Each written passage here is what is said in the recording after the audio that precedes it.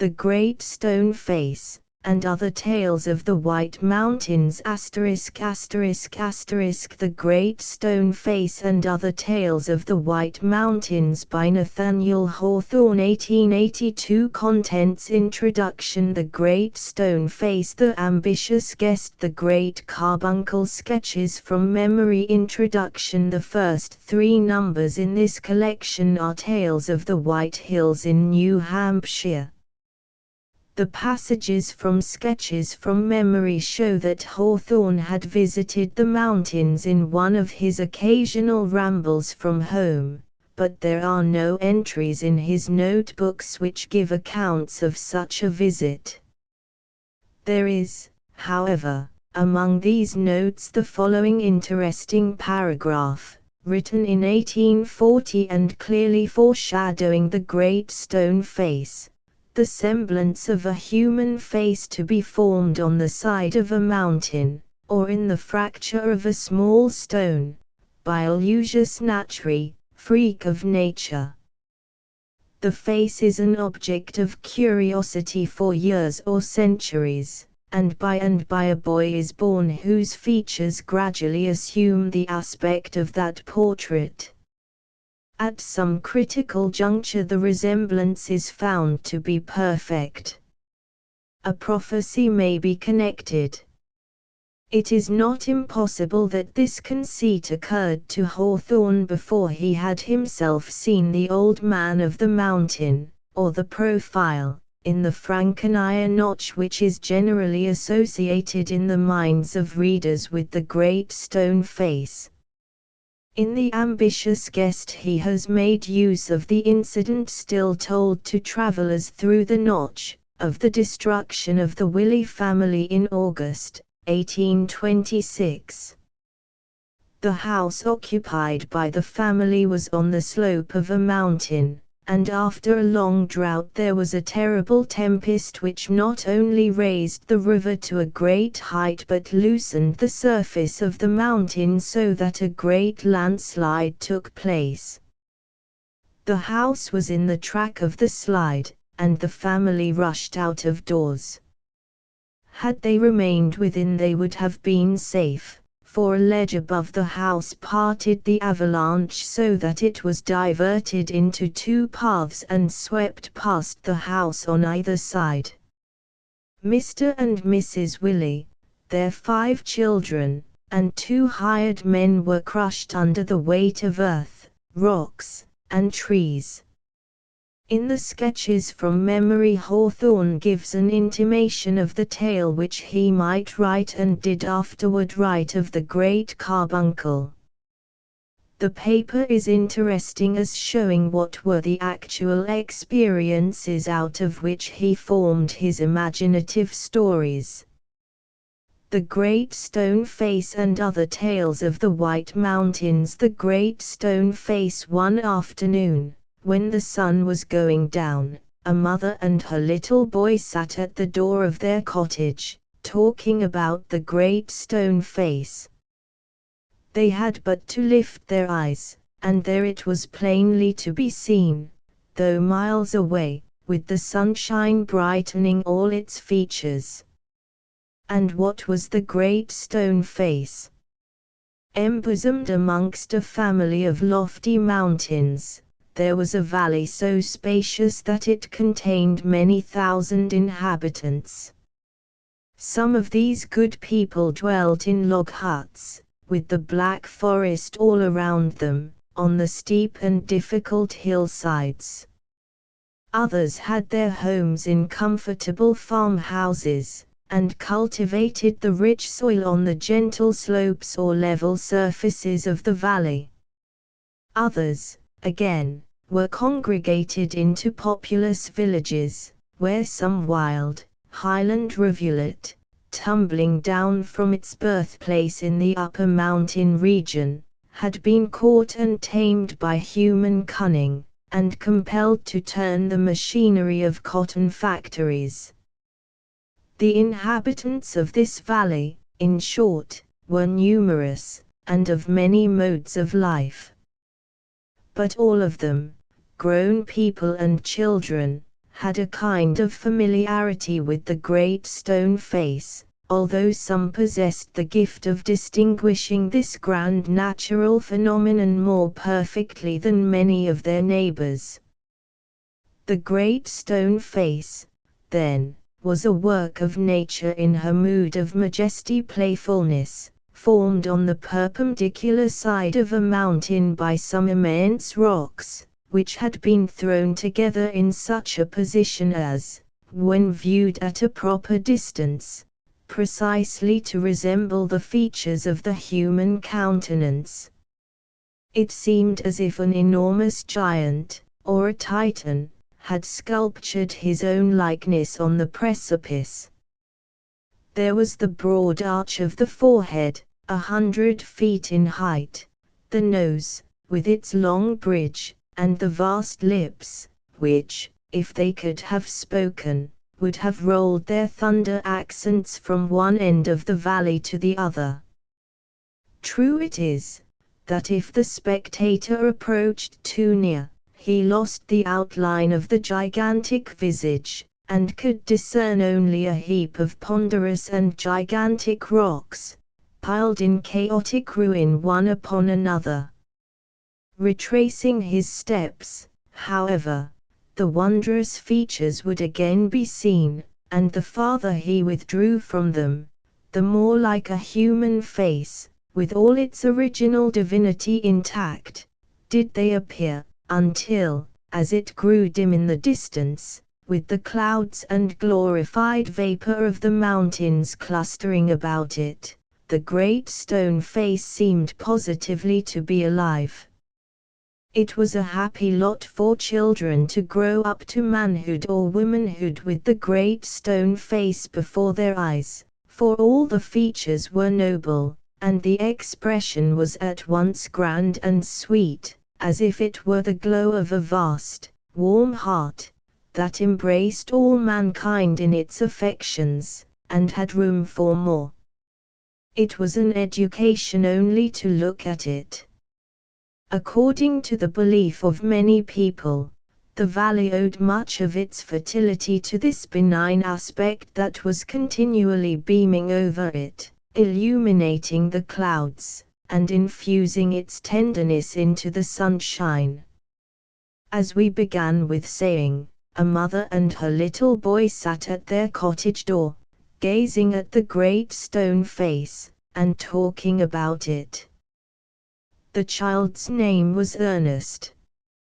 Mother, said he, while the titanic visage smiled on him, I wish that it could speak, for it looks so very kindly that its voice must needs be pleasant. If I were to see a man with such a face, I should love him dearly. If an old prophecy should come to pass, answered his mother, we may see a man, some time for other, with exactly such a face as that. What prophecy do you mean, dear mother? Eagerly inquired Ernest. Pray tell me all about it. So his mother told him a story that her own mother had told to her, when she herself was younger than little Ernest, a story, not of things that were past, but of what was yet to come, a story, nevertheless, so very old, that even the Indians, who formerly inhabited this valley, had heard it from their forefathers, to whom, as they affirmed, it had been murmured by the mountain streams, and whispered by the wind among the tree-tops. The purport was, that, at some future day, a child should be born hereabouts, who was destined to become the greatest and noblest personage of his time, and whose countenance, in manhood, should bear an exact resemblance to the great stone face. Not a few old-fashioned people, and young ones likewise, in the ardor of their hopes, still cherished an enduring faith in this old prophecy. But others, who had seen more of the world, had watched and waited till they were weary, and had beheld no man with such a face, nor any man that proved to be much greater or nobler than his neighbors, concluded it to be nothing but an idle tale. At all events, the great man of the prophecy had not yet appeared. "O mother, dear mother," cried Ernest, clapping his hands above his head, "I do hope that I shall live to see him." His mother was an affectionate and thoughtful woman, and felt that it was wisest not to discourage the generous hopes of her little boy. So she only said to him, "Perhaps you may." And Ernest never forgot the story that his mother told him.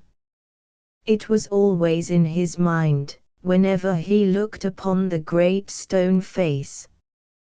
He spent his childhood in the log cottage where he was born, and was dutiful to his mother, and helpful to her in many things, assisting her much with his little hands, and more with his loving heart. In this manner, from a happy yet often pensive child, he grew up to be a mild, quiet, unobtrusive boy, and sun-browned with labor in the fields, but with more intelligence brightening his aspect than is seen in many lads who have been taught at famous schools. Yet Ernest had had no teacher, save only that the great stone face became one to him.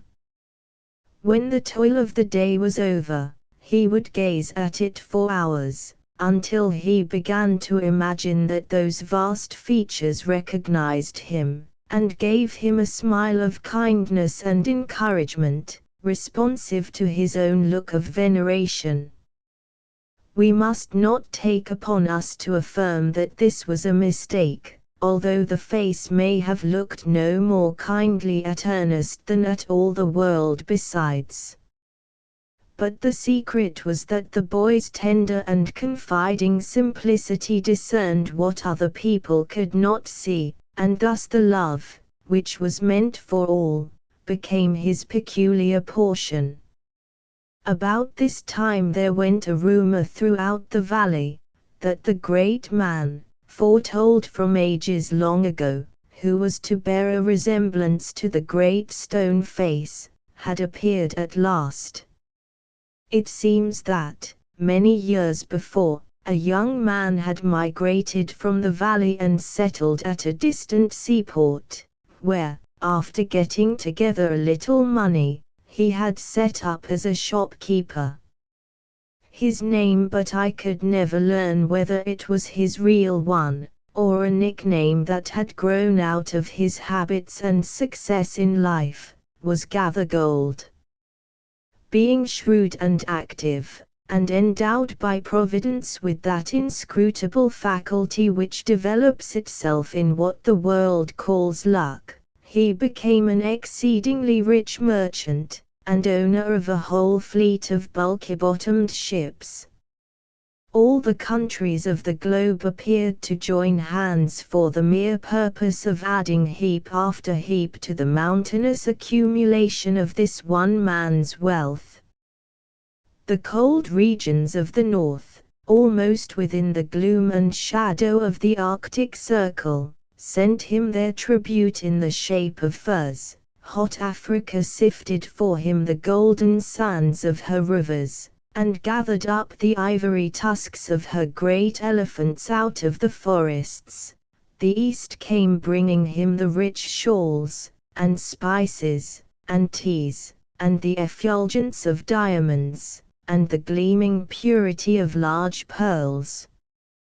The ocean, not to be behindhand with the earth, yielded up her mighty whales, that Mr. Gathergold might sell their oil, and make a profit on it.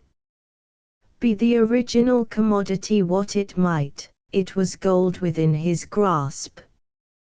It might be said of him, as of Midas, in the fable, that whatever he touched with his finger immediately glistened, and grew yellow, and was changed at once into sterling metal, or, which suited him still better, into piles of coin. And, when Mr. Gathergold had become so very rich that it would have taken him 100 years only to count his wealth, he bethought himself of his native valley, and resolved to go back thither, and end his days where he was born. With this purpose in view, he sent a skillful architect to build him such a palace as should be fit for a man of his vast wealth to live in. As I have said above, it had already been rumored in the valley that Mr. Gathergold had turned out to be the prophetic personage so long and vainly looked for, and that his visage was the perfect and undeniable similitude of the great stone face. People were the more ready to believe that this must needs be the fact, when they beheld the splendid edifice that rose, as if by enchantment, on the site of his father's old weather-beaten farmhouse. The exterior was of marble, so dazzlingly white that it seemed as though the whole structure might melt away in the sunshine, like those humbler ones which Mr. Gathergold, in his young play-days, before his fingers were gifted with the touch of transmutation, had been accustomed to build of snow. It had a richly ornamented portico supported by tall pillars, beneath which was a lofty door, studded with silver knobs, and made of a kind of variegated wood that had been brought from beyond the sea. The windows, from the floor to the ceiling of each stately apartment, were composed, respectively of but one enormous pane of glass, so transparently pure that it was said to be a finer medium than even the vacant atmosphere. Hardly anybody had been permitted to see the interior of this palace, but it was reported, and with good semblance of truth, to be far more gorgeous than the outside, insomuch that whatever was iron or brass in other houses was silver or gold in this, and Mr. Gathergold's bedchamber, especially, made such a glittering appearance that no ordinary man would have been able to close his eyes there. But, on the other hand, Mr. Gathergold was now so inured to wealth, that perhaps he could not have closed his eyes unless where the gleam of it was certain to find its way beneath his eyelids. In due time, the mansion was finished. Next came the upholsterers, with magnificent furniture, then, a whole troop of black and white servants, the haringus of Mr. Gathergold, who, in his own majestic person, was expected to arrive at sunset. Our friend Ernest, meanwhile, had been deeply stirred by the idea that the great man, the noble man, the man of prophecy, after so many ages of delay, was at length to be made manifest to his native valley. He knew, boy as he was, that there were 1,000 ways in which Mr. Gathergold, with his vast wealth, might transform himself into an angel of beneficence, and assume a control over human affairs as wide and benignant as the smile of the great stone face. Full of faith and hope, Ernest doubted not that what the people said was true, and that now he was to behold the living likeness of those wondrous features on the mountainside. While the boy was still gazing up the valley, and fancying, as he always did, that the great stone face returned his gaze and looked kindly at him, the rumbling of wheels was heard, approaching swiftly along the winding road. "Here he comes," cried a group of people who were assembled to witness the arrival. "Here comes the great Mr. Gathergold." A carriage, drawn by 4 horses, dashed round the turn of the road. Within it, thrust partly out of the window, appeared the physiognomy of the old man, with a skin as yellow as if his own Midas hand had transmuted it. He had a low forehead, small, sharp eyes, puckered about with innumerable wrinkles, and very thin lips, which he made still thinner by pressing them forcibly together. "The very image or the great stone face," shouted the people. "Sure enough, the old prophecy is true, and here we have the great man come, at last." And, what greatly perplexed Ernest, they seemed actually to believe that here was the likeness which they spoke of. By the roadside there chanced to be an old beggar woman and 2 little beggar children, stragglers from some far-off region, who, as the carriage rolled onward, held out their hands and lifted up their doleful voices, most piteously beseeching charity. A yellow claw, the very same that had dawed together so much wealth, poked itself out of the coach window, and dropped some copper coins upon the ground, so that, though the great man's name seems to have been Gathergold, he might just as suitably have been nicknamed Scattercopper. Still, nevertheless, with an earnest shout, and evidently with as much good faith as ever, the people bellowed, "He is the very image of the great stone face." But Ernest turned sadly from the wrinkled shrewdness of that sordid visage, and gazed up the valley, where, amid a gathering mist, gilded by the last sunbeams, he could still distinguish those glorious features which had impressed themselves into his soul. Their aspect cheered him. What did the benign lips seem to say? "He will come. Fear not, Ernest, the man will come." The years went on, and Ernest ceased to be a boy. He had grown to be a young man now.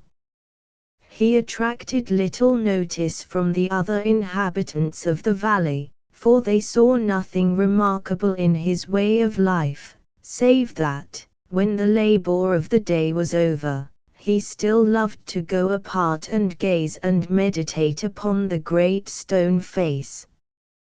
According to their idea of the matter, it was a folly, indeed, but pardonable, inasmuch as Ernest was industrious, kind, and neighborly, and neglected no duty for the sake of indulging this idle habit. They knew not that the great stone face had become a teacher to him, and that the sentiment which was expressed in it would enlarge the young man's heart, and fill it with wider and deeper sympathies than other hearts. They knew not that thence would come a better wisdom than could be learned from books, and a better life than could be moulded on the defaced example of other human lives. Neither did Ernest know that the thoughts and affections which came to him so naturally, in the fields and at the fireside, and wherever he communed with himself, were of a higher tone than those which all men shared with him. A simple soul, simple as when his mother first taught him the old prophecy, he beheld the marvelous features beaming adown the valley, and still wondered that their human counterpart was so long in making his appearance. By this time poor Mr. Gathergold was dead and buried, and the oddest part of the matter was, that his wealth, which was the body and spirit of his existence, had disappeared before his death, leaving nothing of him but a living skeleton, covered over with a wrinkled, yellow skin.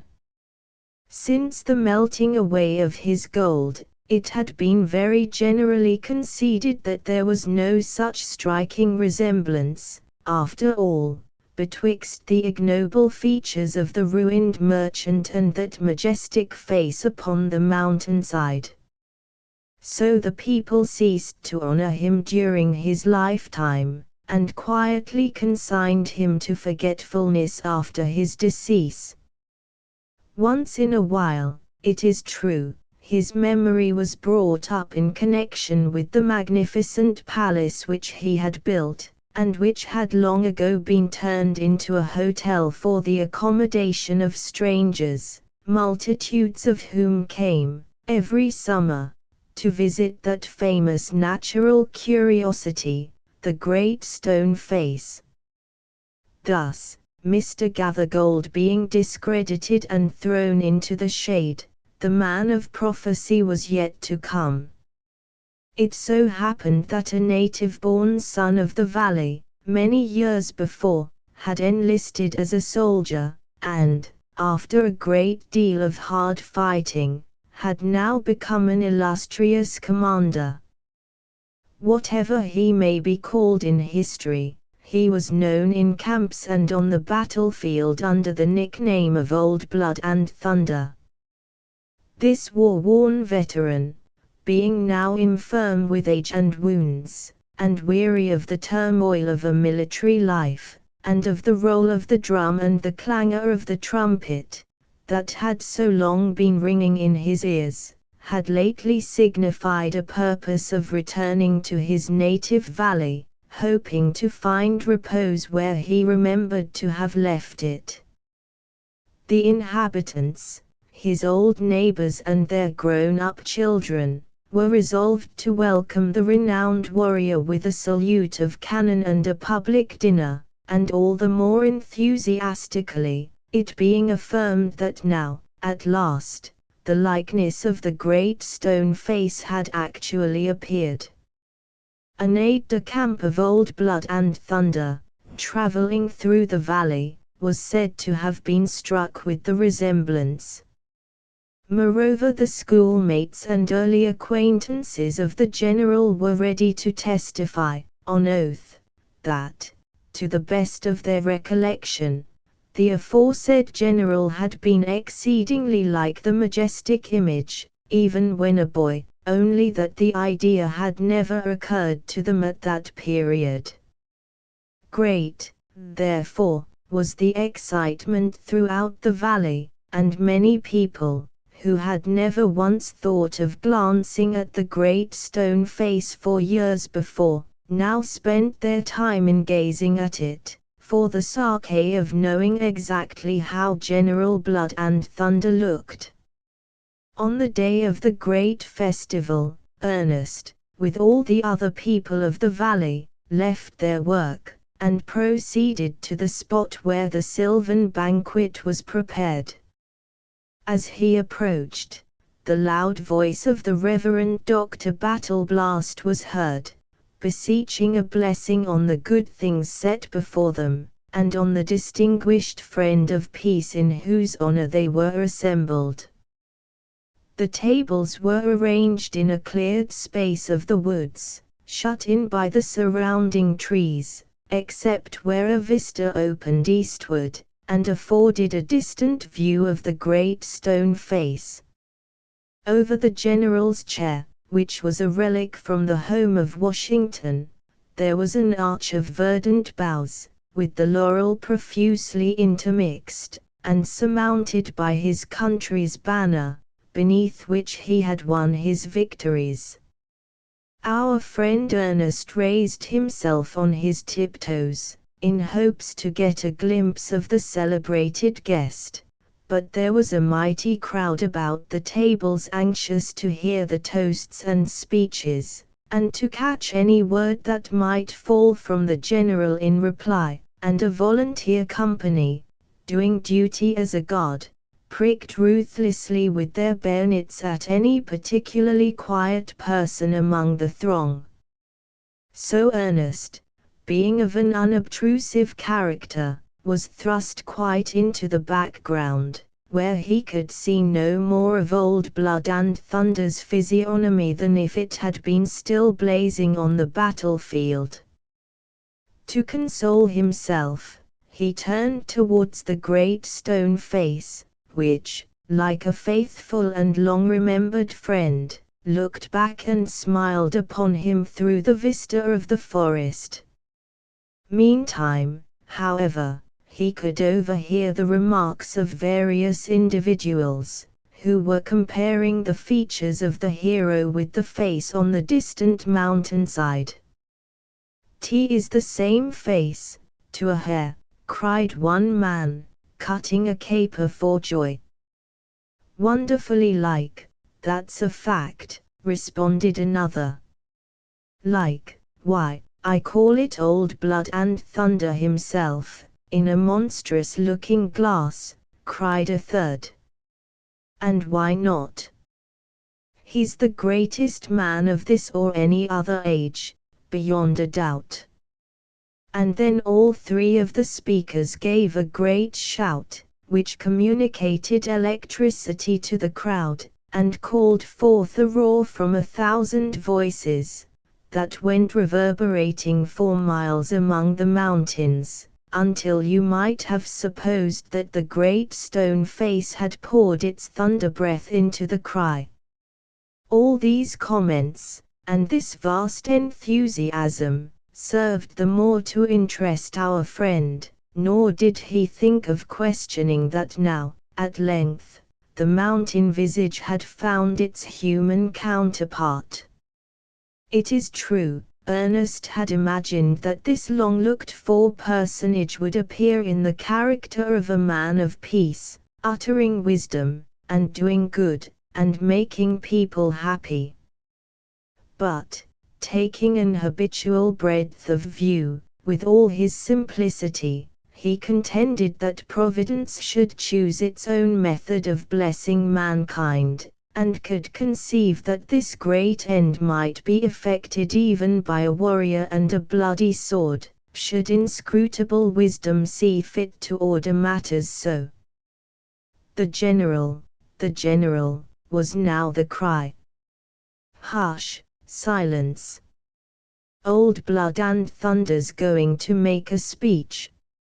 Even so, for, the cloth being removed, the general's health had been drunk, amid shouts of applause, and he now stood upon his feet to thank the company. Ernest saw him. There he was, over the shoulders of the crowd, from the two glittering epaulets and embroidered collar upward, beneath the arch of green boughs with intertwined laurel, and the banner drooping as if to shade his brow. And there, too, visible in the same glance, through the vista of the forest, appeared the great stone face. And was there, indeed, such a resemblance as the crowd had testified? Alas, Ernest could not recognize it. He beheld a war-worn and weather-beaten countenance, full of energy, and expressive of an iron will, but the gentle wisdom, the deep, broad, tender sympathies, were altogether wanting in Old Blood and Thunder's visage, and even if the great stone face had assumed his look of stern command, the milder traits would still have tempered it. "This is not the man of prophecy," sighed Ernest to himself, as he made his way out of the throng. "And must the world wait longer yet?" The mists had congregated about the distant mountainside, and there were seen the grand and awful features of the great stone face, awful but benignant, as if a mighty angel were sitting among the hills, and enrobing himself in a cloud vesture of gold and purple. As he looked, Ernest could hardly believe but that a smile beamed over the whole visage, with a radiance still brightening, although without motion of the lips. It was probably the effect of the western sunshine, melting through the thinly diffused vapors that had swept between him and the object that he gazed at. But, as it always did, the aspect of his marvelous friend made Ernest as hopeful as if he had never hoped in vain. "Fear not," Ernest said, his heart, even as if the great face were whispering him, "Fear not, Ernest, he will come." More years sped swiftly and tranquilly away. Ernest still dwelt in his native valley, and was now a man of middle age.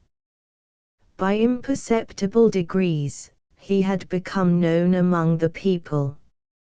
Now, as heretofore, he labored for his bread, and was the same simple-hearted man that he had always been.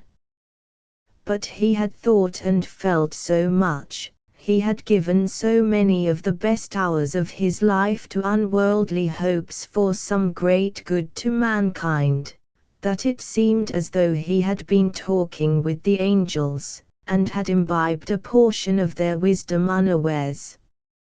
It was visible in the calm and well-considered beneficence of his daily life, the quiet stream of which had made a wide green margin all along its course.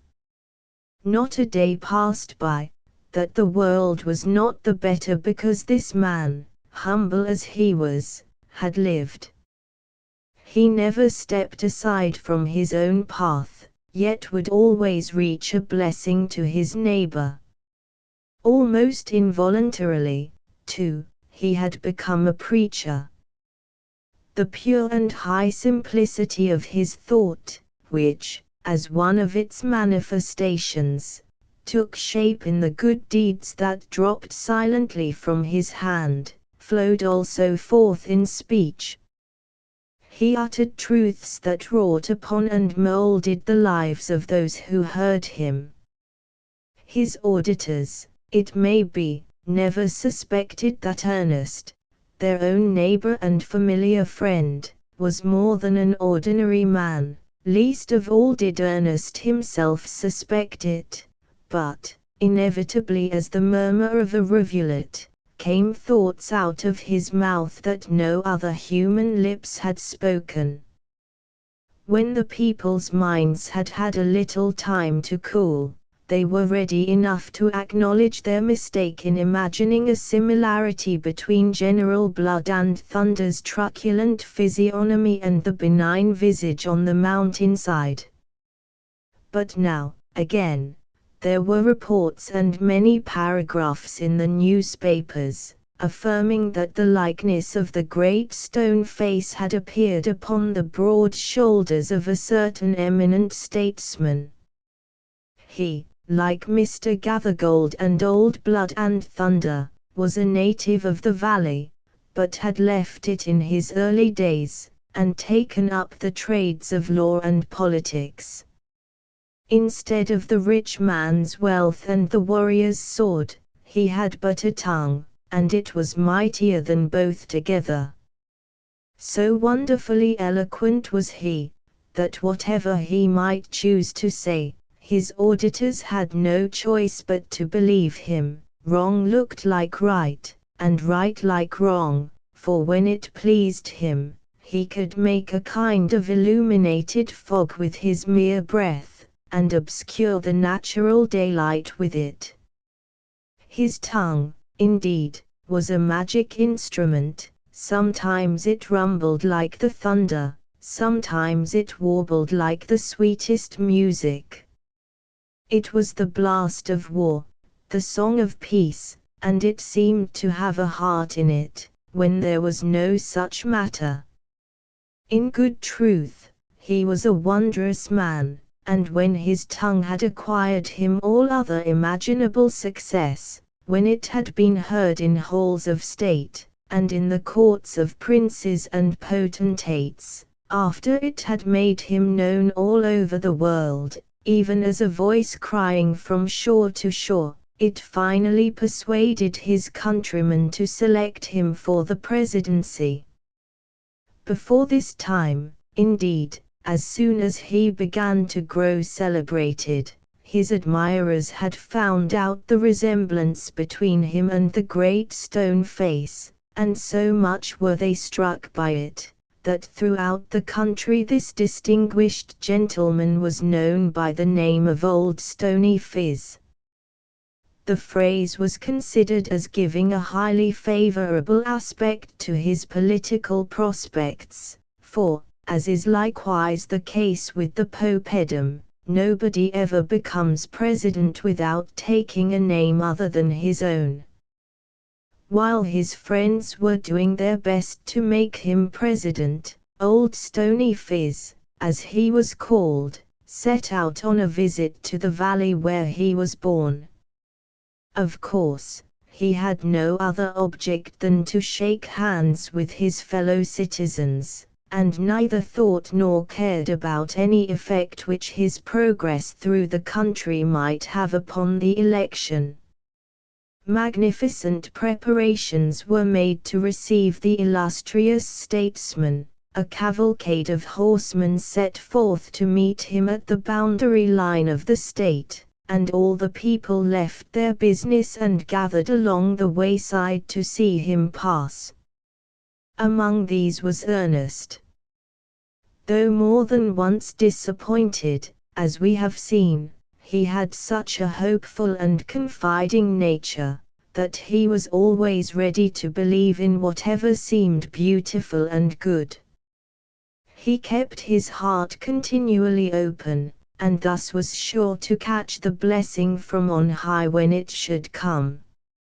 So now again, as buoyantly as ever, he went forth to behold the likeness of the great stone face. The cavalcade came prancing along the road, with a great clattering of hoofs and a mighty cloud of dust, which rose up so dense and high that the visage of the mountainside was completely hidden from Ernest's eyes. All the great men of the neighborhood were there on horseback, militia officers, in uniform, the member of Congress, the sheriff of the county, the editors of newspapers, and many a farmer, too, had mounted his patient steed, with his Sunday coat upon his back.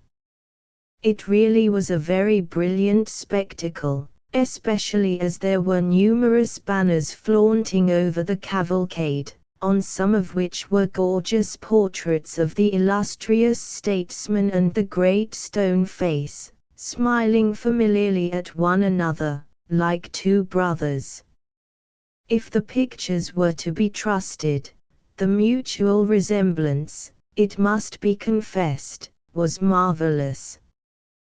We must not forget to mention that there was a band of music, which made the echoes of the mountains ring and reverberate with the loud triumph of its strains, so that airy and soul-thrilling melodies broke out among all the heights and hollows, as if every nook of his native valley had found a voice, to welcome the distinguished guest. But the grandest effect was when the far-off mountain precipice flung back the music, for then the great stone face itself seemed to be swelling the triumphant chorus, in acknowledgment, that, at length, the man of prophecy was come. All this while the people were throwing up their hats and shouting, with enthusiasm so contagious that the heart of Ernest kindled up, and he likewise threw up his hat, and shouted, as loudly as the loudest, "Huzza for the great man! Huzza for old Stony Phiz!" But as yet he had not seen him. "Here he is, now," cried those who stood near Ernest. "There! There! Look at old Stony Phiz and then at the old man of the mountain, and see if they are not as like as two twin brothers." In the midst of all this gallant array came an open barouche, drawn by 4 white horses, and in the barouche, with his massive head uncovered, sat the illustrious statesman, old Stony Phiz himself. "Confess it," said one of Ernest's neighbors to him, "the great stone face has met its match at last." Now, it must be owned that, at his first glimpse of the countenance which was bowing and smiling from the barouche, Ernest did fancy that there was a resemblance between it and the old familiar face upon the mountainside. The brow, with its massive depth and loftiness, and all the other features, indeed, were boldly and strongly hewn, as if in emulation of a more than heroic, of a titanic model. But the sublimity and stateliness, the grand expression of a divine sympathy, that illuminated the mountain visage and etherealized its ponderous granite substance into spirit, might here be sought in vain. Something had been originally left out, or had departed.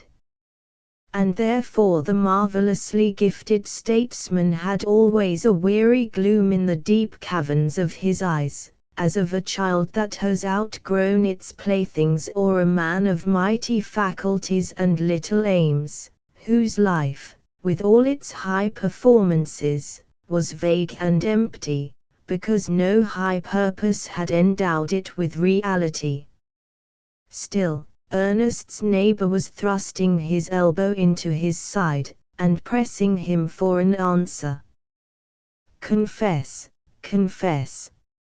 Is not he the very picture of your old man of the mountain?" "No," said Ernest, bluntly, "I see little or no likeness."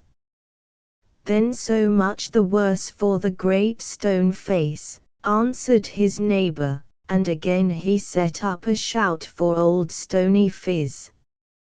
But Ernest turned away, melancholy, and almost despondent, for this was the saddest of his disappointments, to behold a man who might have fulfilled the prophecy, and had not willed to do so. Meantime, the cavalcade, the banners, the music, and the barouches swept past him, with the vociferous crowd in the rear, leaving the dust to settle down, and the great stone face to be revealed again, with the grandeur that it had worn for untold centuries. "Lo, here I am, Ernest," the benign lips seemed to say. "I have waited longer than thou, and am not yet weary. Fear not, the man will come." The years hurried onward, treading in their haste on one another's heels. And now they began to bring white hairs, and scatter them over the head of Ernest. They made reverend wrinkles across his forehead, and furrows in his cheeks. He was an aged man. But not in vain had he grown old. More than the white hairs on his head were the sage thoughts in his mind. His wrinkles and furrows were inscriptions that time had graved, and in which he had written legends of wisdom that had been tested by the tenor of a life.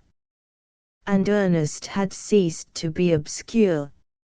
Unsought for, undesired, had come the fame which so many seek, and made him known in the great world, beyond the limits of the valley in which he had dwelled so quietly. College professors, and even the active men of cities, came from far to see and converse with Ernest, for the report had gone abroad that this simple husbandman had ideas unlike those of other men, not gained from books, but of a higher tone, a tranquil and familiar majesty, as if he had been talking with the angels as his daily friends.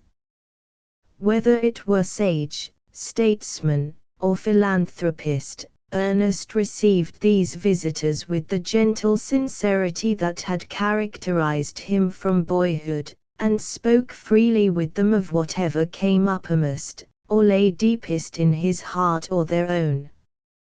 While they talked together, his face would kindle, unawares, and shine upon them, as with a mild evening light. Pensive with the fullness of such discourse, his guests took leave and went their way, and passing up the valley, paused to look at the great stone face, imagining that they had seen its likeness in a human countenance, but could not remember where. While Ernest had been growing up and growing old, a bountiful providence had granted a new poet to this earth. He, likewise, was a native of the valley, but had spent the greater part of his life at a distance from that romantic region, pouring out his sweet music amid the bustle and din of cities. Often, however, did the mountains which had been familiar to him in his childhood lift their snowy peaks into the clear atmosphere of his poetry. Neither was the great stone face forgotten, for the poet had celebrated it in an ode, which was grand enough to have been uttered by its own majestic lips. This man of genius, we may say, had come down from heaven with wonderful endowments. If he sang of a mountain, the eyes of all mankind beheld a mightier grandeur reposing on its breast, or soaring to its summit, than had before been seen there. If his theme were a lovely lake, a celestial smile had now been thrown over it, to gleam forever on its surface. If it were the vast old sea, even the deep immensity of its dread bosom seemed to swell the higher, as if moved by the emotions of the song. Thus the world assumed another and a better aspect from the hour that the poet blessed it with his happy eyes. The Creator had bestowed him, as the last best touch to his own handiwork. Creation was not finished till the poet came to interpret, and so complete it. The effect was no less high and beautiful, when his human brethren were the subject of his verse. The man or woman, sordid with the common dust of life, who crossed his daily path, and the little child who played in it, were glorified if they beheld him in his mood of poetic faith. He showed the golden links of the great chain that intertwined them with an angelic kindred. He brought out the hidden trace of a celestial birth that made them worthy of such kin. Some, indeed, there were, who thought to show the soundness of their judgment by affirming that all the beauty and dignity of the natural world existed only in the poet's fancy. Let such men speak for themselves, who undoubtedly appear to have been spawned forth by nature with a contemptuous bitterness. She plastered them up out of her refuse stuff, after all the swine were made. As respects all things else, the poet's ideal was the truest truth. The songs of this poet found their way to Ernest. He read them after his customary toil, seated on the bench before his cottage door, where for such a length of time he had filled his repose with thought, by gazing at the great stone face. And now as he read stanzas that caused the soul to thrill within him, he lifted his eyes to the vast countenance beaming on him so benignantly. "O majestic friend," he murmured, addressing the great stone face, "is not this man worthy to resemble thee?" The face seemed to smile, but answered not a word.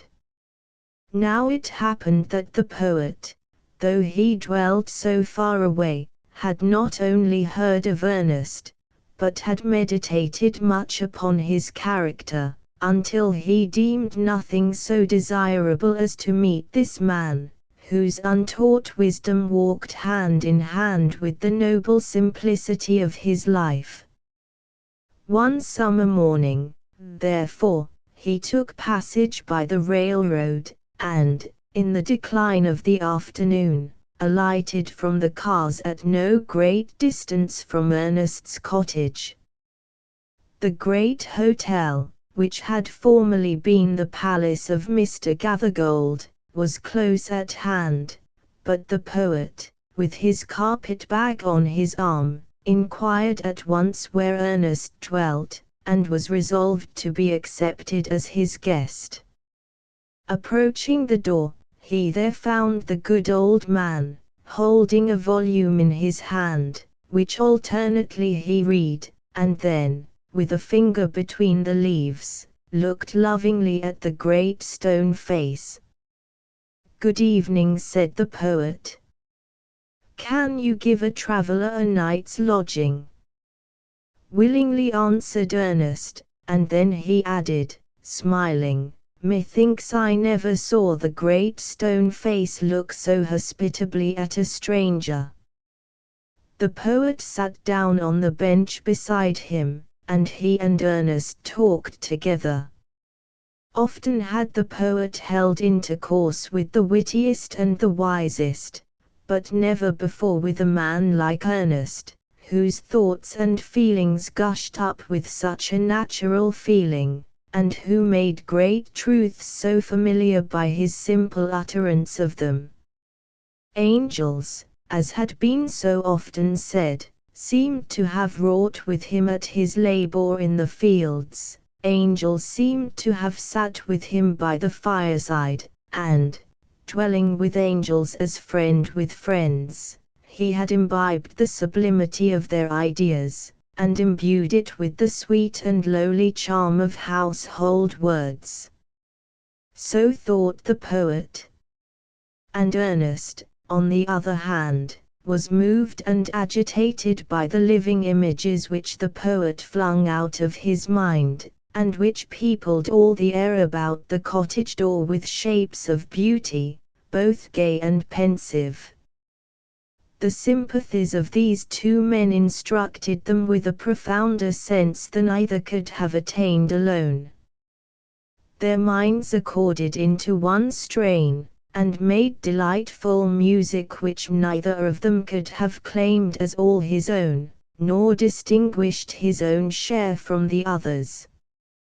They led one another, as it were, into a high pavilion of their thoughts, so remote, and hitherto so dim, that they had never entered it before, and so beautiful that they desired to be there always.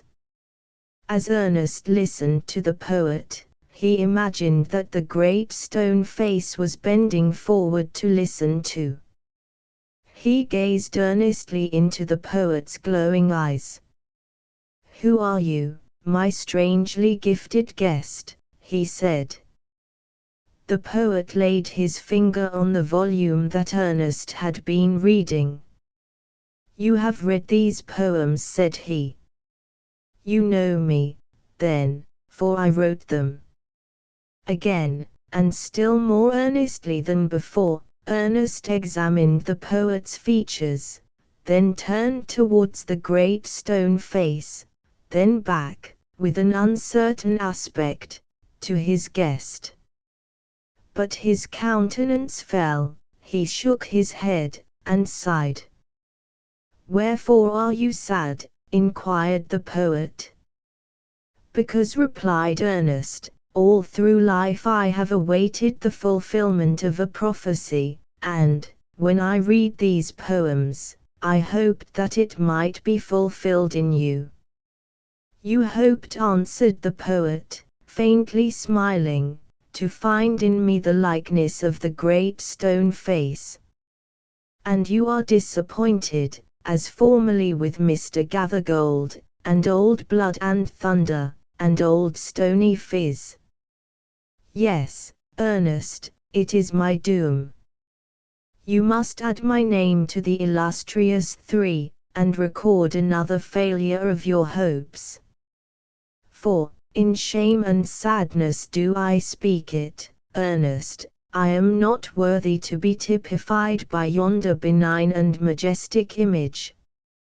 "And why?" asked Ernest. He pointed to the volume. "Are not those thoughts divine?" "They have a strain of the divinity," replied the poet. "You can hear in them the far-off echo of a heavenly song. But my life, dear Ernest, has not corresponded with my thought.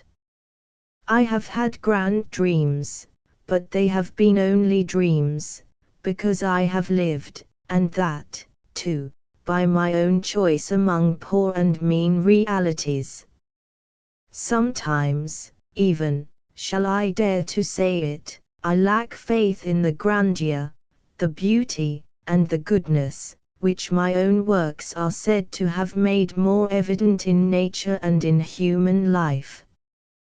Why, then, pure seeker of the good and true, shouldst thou hope to find me, in yonder image of the divine? The poet spoke sadly, and his eyes were dim with tears. So, likewise, were those of Ernest. At the hour of sunset, as had long been his frequent custom, Ernest was to discourse to an assemblage of the neighboring inhabitants in the open air. He and the poet, arm in arm, still talking together as they went along, proceeded to the spot. It was a small nook among the hills, with a grey precipice behind, the stern front of which was relieved by the pleasant foliage of many creeping plants that made a tapestry for the naked rock, by hanging their festoons from all its rugged angles. At a small elevation above the ground, set in a rich framework of verdure, there appeared a niche, spacious enough to admit a human figure, with freedom for such gestures as spontaneously accompany earnest thought and genuine emotion. Into this natural pulpit Ernest ascended, and threw a look of familiar kindness around upon his audience. They stood, or sat, or reclined upon the grass, as seemed good to each, with the departing sunshine falling obliquely over them, and mingling its subdued cheerfulness with the solemnity of a grove of ancient trees, beneath and amid the boughs of which the golden rays were constrained to pass. In another direction was seen the great stone face, with the same cheer, combined with the same solemnity, in its benignant aspect. Ernest began to speak, giving to the people of what was in his heart and mind. His words had power, because they accorded with his thoughts, and his thoughts had reality and depth, because they harmonized with the life which he had always lived. It was not mere breath that this preacher uttered, they were the words of life, because a life of good deeds and holy love was melted into them. Pearls, pure and rich, had been dissolved into this precious draught. The poet, as he listened, felt that the being and character of Ernest were a nobler strain of poetry than he had ever written. His eyes glistening with tears, he gazed reverentially at the venerable man, and said within himself that never was there an aspect so worthy of a prophet and a sage as that mild, sweet, thoughtful countenance, with the glory of white hair diffused about it. At a distance, but distinctly to be seen, high up in the golden light of the setting sun, appeared the great stone face, with hoary mists around it, like the white hairs around the brow of Ernest. Its look of grand beneficence seemed to embrace the world. At that moment, in sympathy with a thought which he was about to utter, the face of Ernest assumed a grandeur of expression, so imbued with benevolence, that the poet, by an irresistible impulse, threw his arms aloft and shouted, "Behold! Behold! Ernest is himself the likeness of the great stone face." Then all the people looked and saw that what the deep-sighted poet said was true. The prophecy was fulfilled. But Ernest, having finished what he had to say, took the poet's arm, and walked slowly homeward, still hoping that some wiser and better man than himself would by and by appear, bearing a resemblance to the great stone face. The ambitious guest one September night a family had gathered round their hearth, and piled it high with the driftwood of mountain streams, the dry cones of the pine, and the splintered ruins of great trees that had come crashing down the precipice. Up the chimney roared the fire, and brightened the room with its broad blaze. The faces of the father and mother had a sober gladness, the children laughed. The eldest daughter was the image of happiness at 17, and the aged grandmother who sat knitting in the warmest place, was the image of happiness grown old. They had found the herb, heart's ease in the bleakest spot of all New England. This family were situated in the notch of the White Hills, where the wind was sharp throughout the year, and pitilessly cold in the winter, giving their cottage all its fresh inclemency before it descended on the valley of the Saco. They dwelt in a cold spot and a dangerous one, for a mountain towered above their heads, so steep, that the stones would often rumble down its sides and startle them at midnight. The daughter had just uttered some simple jest that filled them all with mirth, when the wind came through the notch and seemed to pause before their cottage, rattling the door, with a sound of wailing and lamentation, before it passed into the valley. For a moment it saddened them, though there was nothing unusual in the tones. But the family were glad again when they perceived that the latch was lifted by some traveller, whose footsteps had been unheard amid the dreary blast which heralded his approach, and wailed as he was entering, and went moaning away from the door. Though they dwelt in such a solitude, these people held daily converse with the world. The romantic pass of the Notch is a great artery, through which the life-blood of internal commerce is continually throbbing between Maine, on one side, and the Green Mountains and the shores of the St. Lawrence, on the other. The stagecoach always drew up before the door of the cottage. The wayfarer, with no companion but his staff, paused here to exchange a word, that the sense of loneliness might not utterly overcome him ere he could pass through the cleft of the mountain, or reach the first house in the valley. And here the teamster, on his way to Portland Market, would put up for the night, and, if a bachelor, might sit an hour beyond the usual bedtime, and steal a kiss from the mountain maid at parting. It was one of those primitive taverns where the traveler pays only for food and lodging, but meets with a homely kindness beyond all price. When the footsteps were heard, therefore, between the outer door and the inner one, the whole family rose up, grandmother, children, and all, as if about to welcome someone who belonged to them, and whose fate was linked with theirs. The door was opened by a young man. His face at first wore the melancholy expression, almost despondency, of one who travels a wild and bleak road, at nightfall and alone, but soon brightened up when he saw the kindly warmth of his reception. He felt his heart spring forward to meet them all, from the old woman, who wiped a chair with her apron, to the little child that held out its arms to him. One glance and smile placed the stranger on a footing of innocent familiarity with the eldest daughter. "Ah, this fire is the right thing," cried he, "especially when there is such a pleasant circle round it.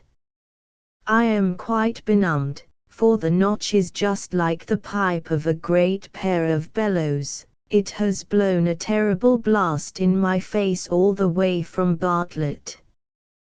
Then you are going towards Vermont, said the master of the house, as he helped to take a light knapsack off the young man's shoulders. Yes, to Burlington, and far enough beyond, replied he. I meant to have been at Ethan Crawford's tonight, but a pedestrian lingers along such a road as this.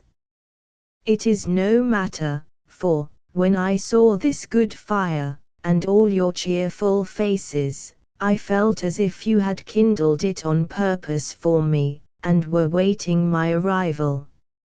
So I shall sit down among you, and make myself at home. The frank-hearted stranger had just drawn his chair to the fire when something like a heavy footstep was heard without, rushing down the steep side of the mountain, as with long and rapid strides, and taking such a leap in passing the cottage as to strike the opposite precipice. The family held their breath, because they knew the sound, and their guest held his by instinct. The old mountain has thrown a stone at us, for fear we should forget him, said the landlord, recovering himself. He sometimes nods his head and threatens to come down, but we are old neighbors, and agree together pretty well upon the whole. Besides, we have a sure place of refuge hard by if he should be coming in good earnest. Let us now suppose the stranger to have finished his supper of bear's meat, and, by his natural felicity of manner, to have placed himself on a footing of kindness with the whole family, so that they talked as freely together as if he belonged to their mountain brood. He was of a proud, yet gentle spirit, haughty and reserved among the rich and great, but ever ready to stoop his head to the lowly cottage door, and be like a brother or a son at the poor man's fireside. In the household of the Notch he found warmth and simplicity of feeling, the pervading intelligence of New England, and a poetry of native growth, which they had gathered when they little thought of it from the mountain peaks and chasms, and at the very threshold of their romantic and dangerous abode. He had traveled far and alone, his whole life, indeed, had been a solitary path, for, with the lofty caution of his nature, he had kept himself apart from those who might otherwise have been his companions. The family, too, though so kind and hospitable, had that consciousness of unity among themselves, and separation from the world at large, which, in every domestic circle, should still keep a holy place where no stranger may intrude. But this evening a prophetic sympathy impelled the refined and educated youth to pour out his heart before the simple mountaineers, and constrained them to answer him with the same free confidence. And thus it should have been. Is not the kindred of a common fate a closer tie than that of birth? The secret of the young man's character was a high and abstracted ambition. He could have borne to live an undistinguished life, but not to be forgotten in the grave. Yearning desire had been transformed to hope, and hope, long cherished, had become like certainty, that, obscurely as he journeyed now, a glory was to beam on all his pathway, though not, perhaps, while he was treading it. But when posterity should gaze back into the gloom of what was now the present, they would trace the brightness of his footsteps, brightening as meaner glories faded, and confess that a gifted one had passed from his cradle to his tomb with none to recognize him. As yet, cried the stranger, his cheek glowing and his eye flashing with enthusiasm, as yet, I have done nothing. Were I to vanish from the earth tomorrow, none would know so much of me as you, that a nameless youth came up at nightfall from the valley of the Saco, and opened his heart to you in the evening, and passed through the notch by sunrise, and was seen no more. Not a soul would ask, who was he? Whither did the wanderer go?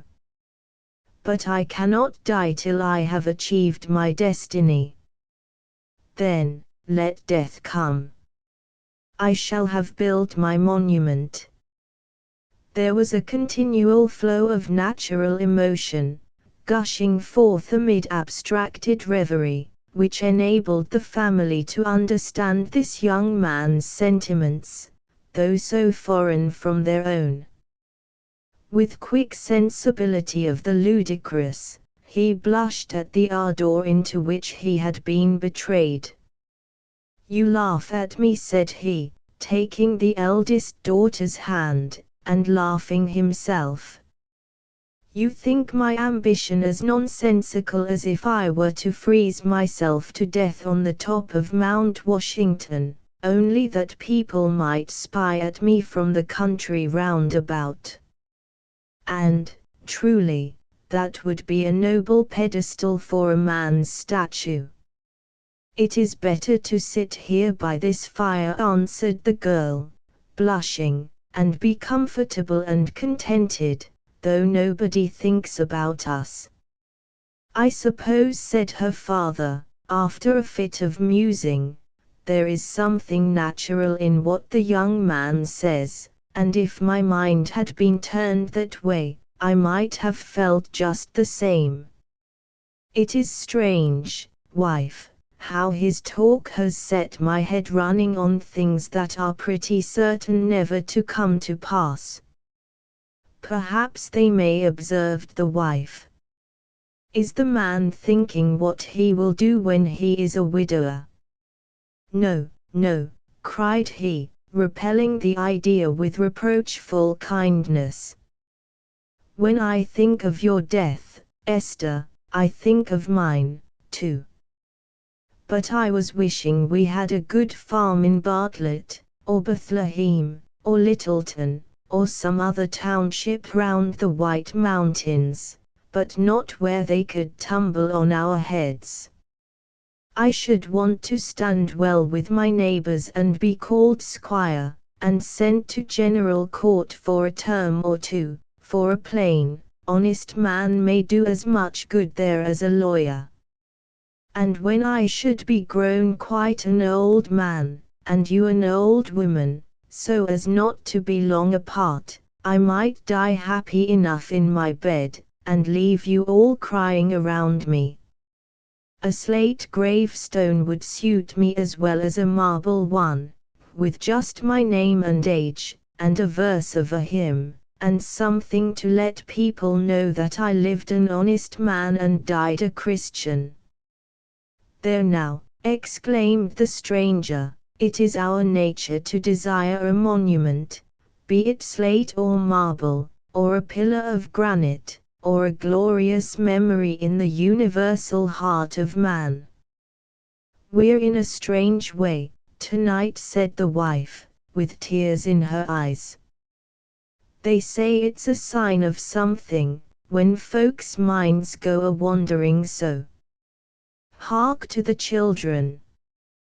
They listened accordingly. The younger children had been put to bed in another room, but with an open door between, so that they could be heard talking busily among themselves. One and all seemed to have caught the infection from the fireside circle, and were outvying each other in wild wishes, and childish projects of what they would do when they came to be men and women. At length a little boy, instead of addressing his brothers and sisters, called out to his mother. "I'll tell you what I wish, mother," cried he. "I want you and father and grandma and all of us, and the stranger too, to start right away, and go and take a drink out of the basin of the flume." Nobody could help laughing at the child's notion of leaving a warm bed, and dragging them from a cheerful fire, to visit the basin of the flume, a brook, which tumbles over the precipice, deep within the notch. The boy had hardly spoken when a wagon rattled along the road, and stopped a moment before the door. It appeared to contain 2 or 3 men, who were cheering their hearts with the rough chorus of a song, which resounded, in broken notes, between the cliffs, while the singers hesitated whether to continue their journey or put up here for the night. "Father," said the girl, "they are calling you by name."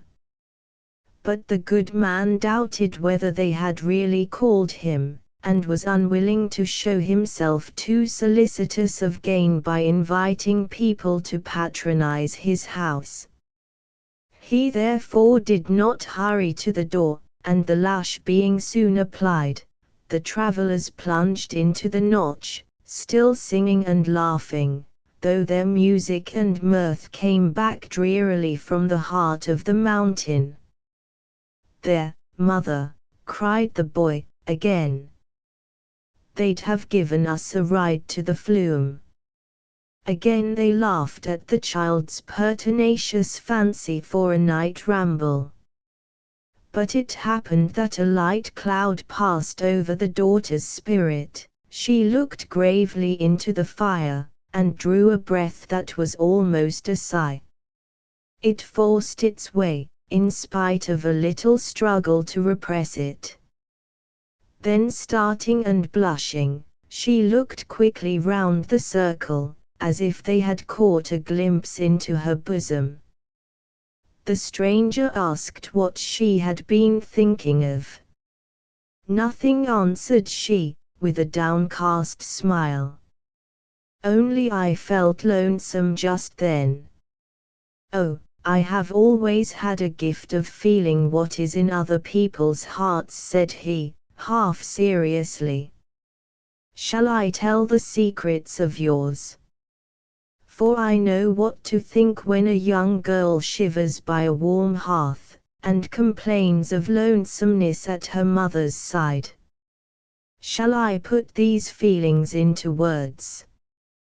"They would not be a girl's feelings any longer if they could be put into words," replied the mountain nymph, laughing, but avoiding his eye. All this was said apart.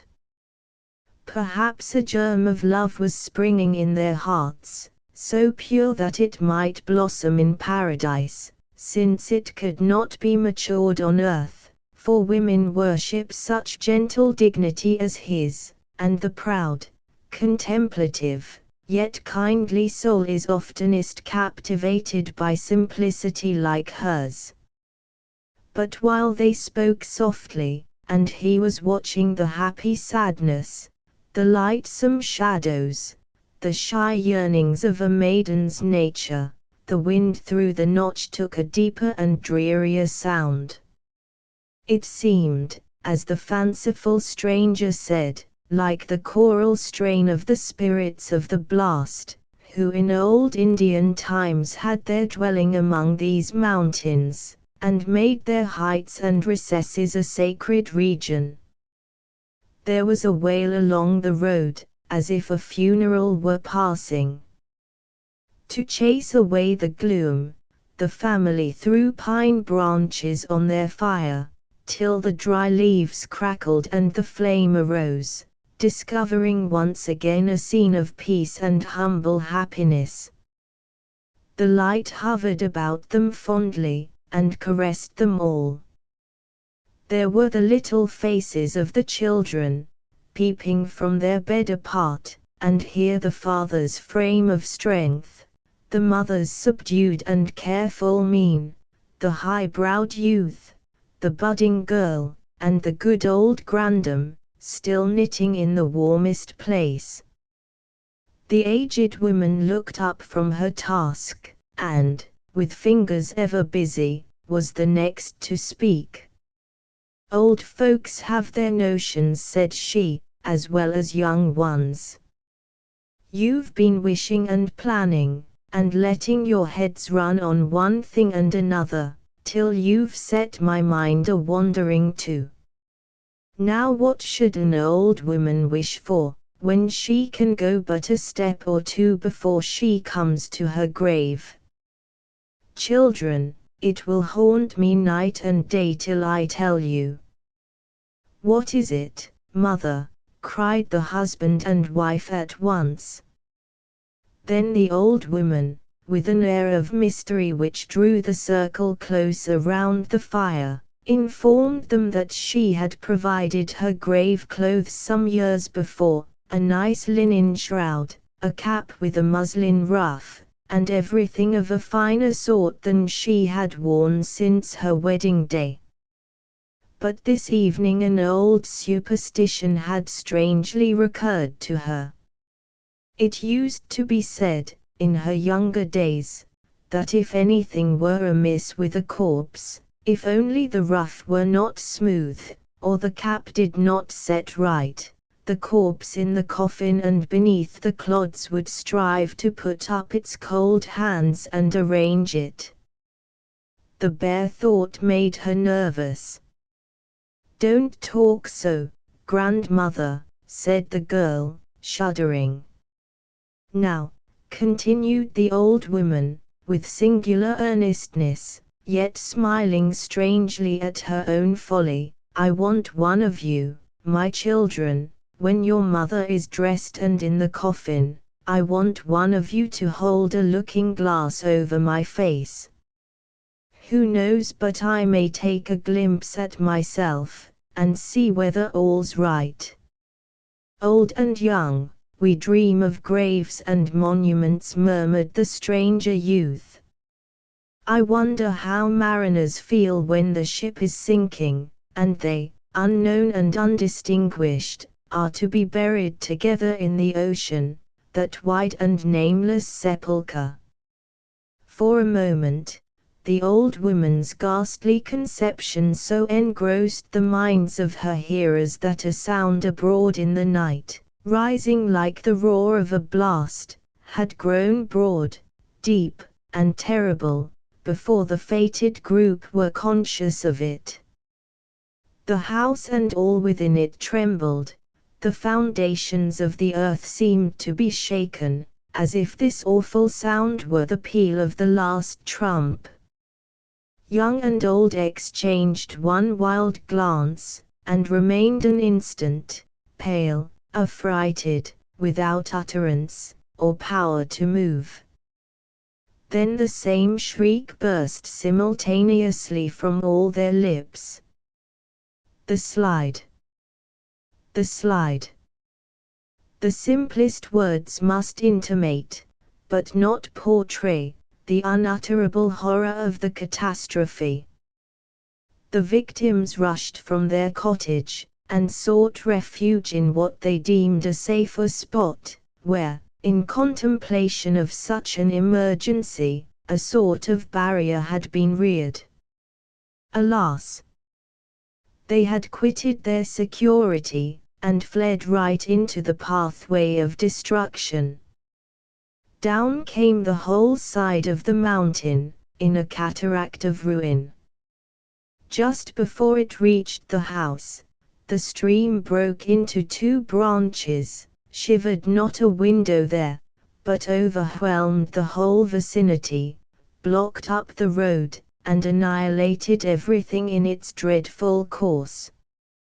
Long ere the thunder of the great slide had ceased to roar among the mountains, the mortal agony had been endured, and the victims were at peace. Their bodies were never found. The next morning, the light smoke was seen stealing from the cottage chimney up the mountain side. Within, the fire was yet smouldering on the hearth, and the chairs in a circle round it, as if the inhabitants had but gone forth to view the devastation of the slide, and would shortly return, to thank heaven for their miraculous escape. All had left separate tokens, by which those who had known the family were made to shed a tear for each. Who has not heard their name? The story has been told far and wide, and will forever be a legend of these mountains. Poets have sung their fate. There were circumstances which led some to suppose that a stranger had been received into the cottage on this awful night, and had shared the catastrophe of all its inmates. Others denied that there were sufficient grounds for such a conjecture. Woe for the high-souled youth, with his dream of earthly immortality. His name and person utterly unknown, his history, his way of life, his plans, a mystery never to be solved, his death and his existence equally a doubt. Whose was the agony of that death moment? The great carbuncle, a mystery of the White Mountains, the Indian tradition, on which this somewhat extravagant tale is founded, is both too wild and too beautiful to be adequately wrought up in prose. Sullivan, in his History of Maine, written since the Revolution, remarks that even then the existence of the Great Carbuncle was not entirely discredited. At nightfall, once in the olden time, on the rugged side of one of the Crystal Hills, a party of adventurers were refreshing themselves, after a toilsome and fruitless quest for the Great Carbuncle. They had come thither, not as friends nor partners in the enterprise, but each, save one youthful pair, impelled by his own selfish and solitary longing for this wondrous gem. Their feeling of brotherhood, however, was strong enough to induce them to contribute a mutual aid in building a rude hut of branches, and kindling a great fire of shattered pines, that had drifted down the headlong current of the Ammonoosuc, on the lower bank of which they were to pass the night. There was but one of their number, perhaps, who had become so estranged from natural sympathies, by the absorbing spell of the pursuit, as to acknowledge no satisfaction at the sight of human faces, in the remote and solitary region whither they had ascended.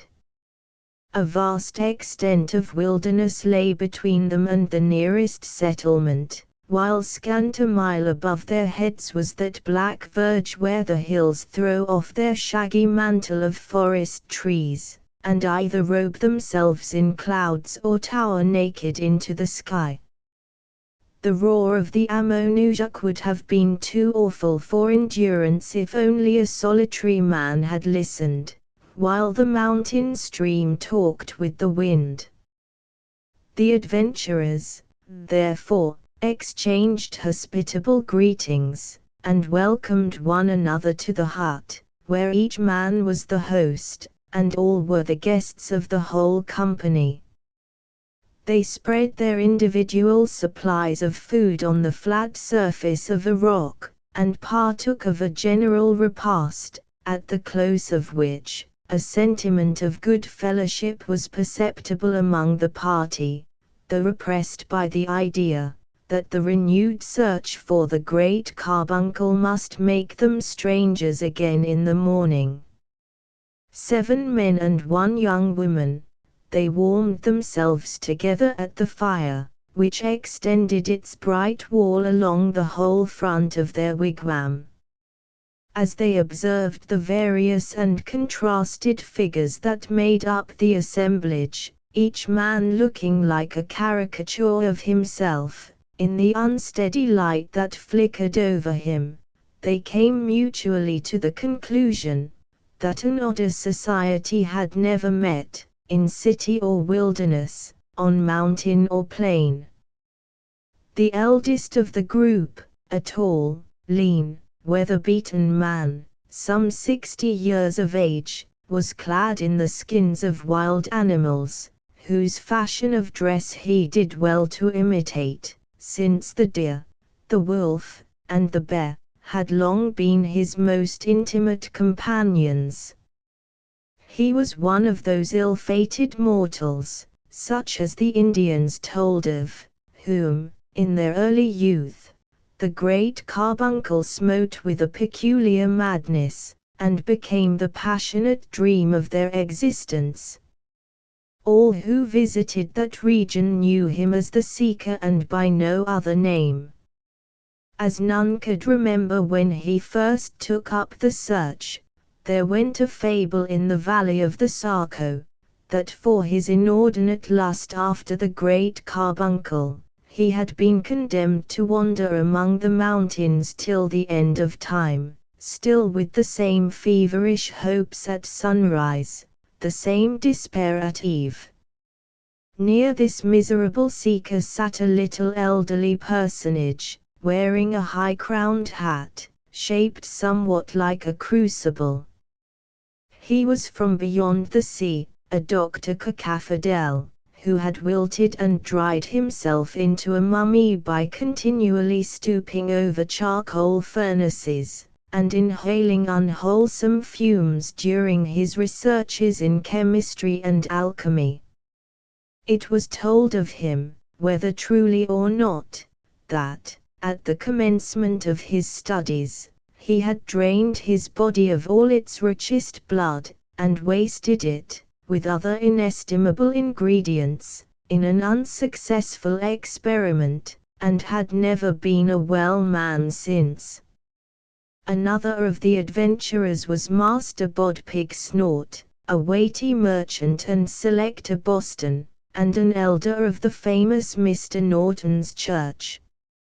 His enemies had a ridiculous story that Master Pig Snort was accustomed to spend a whole hour after prayer time, every morning and evening, in wallowing naked among an immense quantity of pine tree shillings, which were the earliest silver coinage of Massachusetts. The fourth whom we shall notice had no name that his companions knew of, and was chiefly distinguished by a sneer that always contorted his thin visage, and by a prodigious pair of spectacles, which were supposed to deform and discolor the whole face of nature, to this gentleman's perception. The fifth adventurer likewise lacked a name, which was the greater pity, as he appeared to be a poet. He was a bright-eyed man, but woefully pined away, which was no more than natural, if, as some people affirmed, his ordinary diet was fog, morning mist, and a slice of the densest cloud within his reach, sauced with moonshine, whenever he could get it. Certain it is, that the poetry which flowed from him had a smack of all these dainties. The sixth of the party was a young man of haughty mien, and sat somewhat apart from the rest, wearing his plumed hat loftily among his elders, while the fire glittered on the rich embroidery of his dress and gleamed intensely on the jeweled pommel of his sword. This was the Lord de Vere, who, when at home, was said to spend much of his time in the burial vault of his dead progenitors, rummaging their mouldy coffins in search of all the earthly pride and vainglory that was hidden among bones and dust, so that, besides his own share, he had the collected haughtiness of his whole line of ancestry. Lastly, there was a handsome youth in rustic garb, and by his side a blooming little person, in whom a delicate shade of maiden reserve was just melting into the rich glow of a young wife's affection. Her name was Hannah, and her husband's Matthew, two homely names, yet well enough adapted to the simple pair, who seemed strangely out of place among the whimsical fraternity whose wits had been set agog by the great carbuncle. Beneath the shelter of one hut, in the bright blaze of the same fire, sat this varied group of adventurers, all so intent upon a single object, that, of whatever else they began to speak, their closing words were sure to be illuminated with the great carbuncle. Several related the circumstances that brought them thither. One had listened to a traveller's tale of this marvelous stone in his own distant country, and had immediately been seized with such a thirst for beholding it as could only be quenched in its intensest lustre. Another, so long ago as when the famous Captain Smith visited these coasts, had seen it blazing far at sea, and had felt no rest in all the intervening years till now that he took up the search. A third, being camped on a hunting expedition full 40 miles south of the White Mountains, awoke at midnight, and beheld the great carbuncle gleaming like a meteor, so that the shadows of the trees fell backward from it. They spoke of the innumerable attempts which had been made to reach the spot, and of the singular fatality which had hitherto withheld success from all adventurers, though it might seem so easy to follow to its source a light that overpowered the moon, and almost matched the sun. It was observable that each smiled scornfully at the madness of every other in anticipating better fortune than the past, yet nourished a scarcely hidden conviction that he would himself be the favored one. As if to allay their too sanguine hopes, they recurred to the Indian traditions that a spirit kept watch about the gem, and bewildered those who sought it either by removing it from peak to peak of the higher hills, or by calling up a mist from the enchanted lake over which it hung. But these tales were deemed unworthy of credit, all professing to believe that the search had been baffled by want of sagacity or perseverance in the adventurers, or such other causes as might naturally obstruct the passage to any given point among the intricacies of forest, valley, and mountain. In a pause of the conversation, the wearer of the prodigious spectacles looked round upon the party, making each individual, in turn, the object of the sneer which invariably dwelt upon his countenance. "So, fellow pilgrims," said he, "here we are, 7 wise men, and one fair damsel, who, doubtless, is as wise as any greybeard of the company. Here we are, I say, all bound on the same goodly enterprise. Methinks, now, it were not amiss that each of us declare what he proposes to do with the great carbuncle, provided he have the good hap to clutch it. What says our friend in the bearskin?" "How mean you, good sir, to enjoy the prize which you have been seeking, the Lord knows how long, among the crystal hills?" "How enjoy it?" exclaimed the aged seeker, bitterly. "I hope for no enjoyment from it. That folly has passed long ago. I keep up the search for this accursed stone because the vain ambition of my youth has become a fate upon me in old age. The pursuit alone is my strength, the energy of my soul, the warmth of my blood, and the pith and marrow of my bones. Were I to turn my back upon it, I should fall down dead on the hither side of the notch, which is the gateway of this mountain region. Yet not to have my wasted lifetime back again would I give up my hopes of the great carbuncle. Having found it, I shall bear it to a certain cavern that I wot of, and there, grasping it in my arms, lie down and die, and keep it buried with me forever.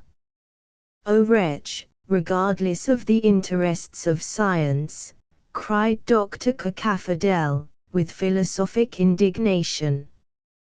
Thou art not worthy to behold, even from afar off, the luster of this most precious gem that ever was concocted in the laboratory of nature.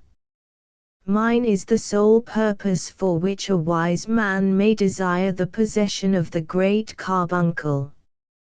Immediately on obtaining it, for I have a presentiment, good people, that the prize is reserved to crown my scientific reputation, I shall return to Europe, and employ my remaining years in reducing it to its first elements.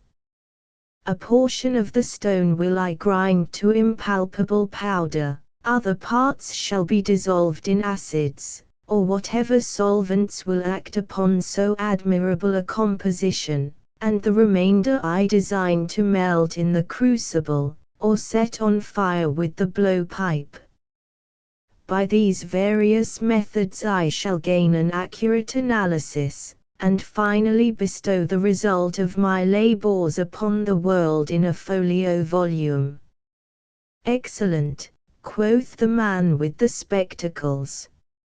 Nor need you hesitate, learned sir, on account of the necessary destruction of the gem, since the perusal of your folio may teach every mother's son of us to concoct a great carbuncle of his own.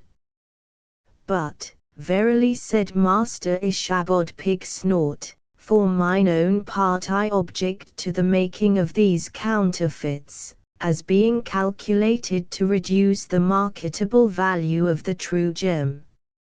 I tell ye frankly, sirs, I have an interest in keeping up the price.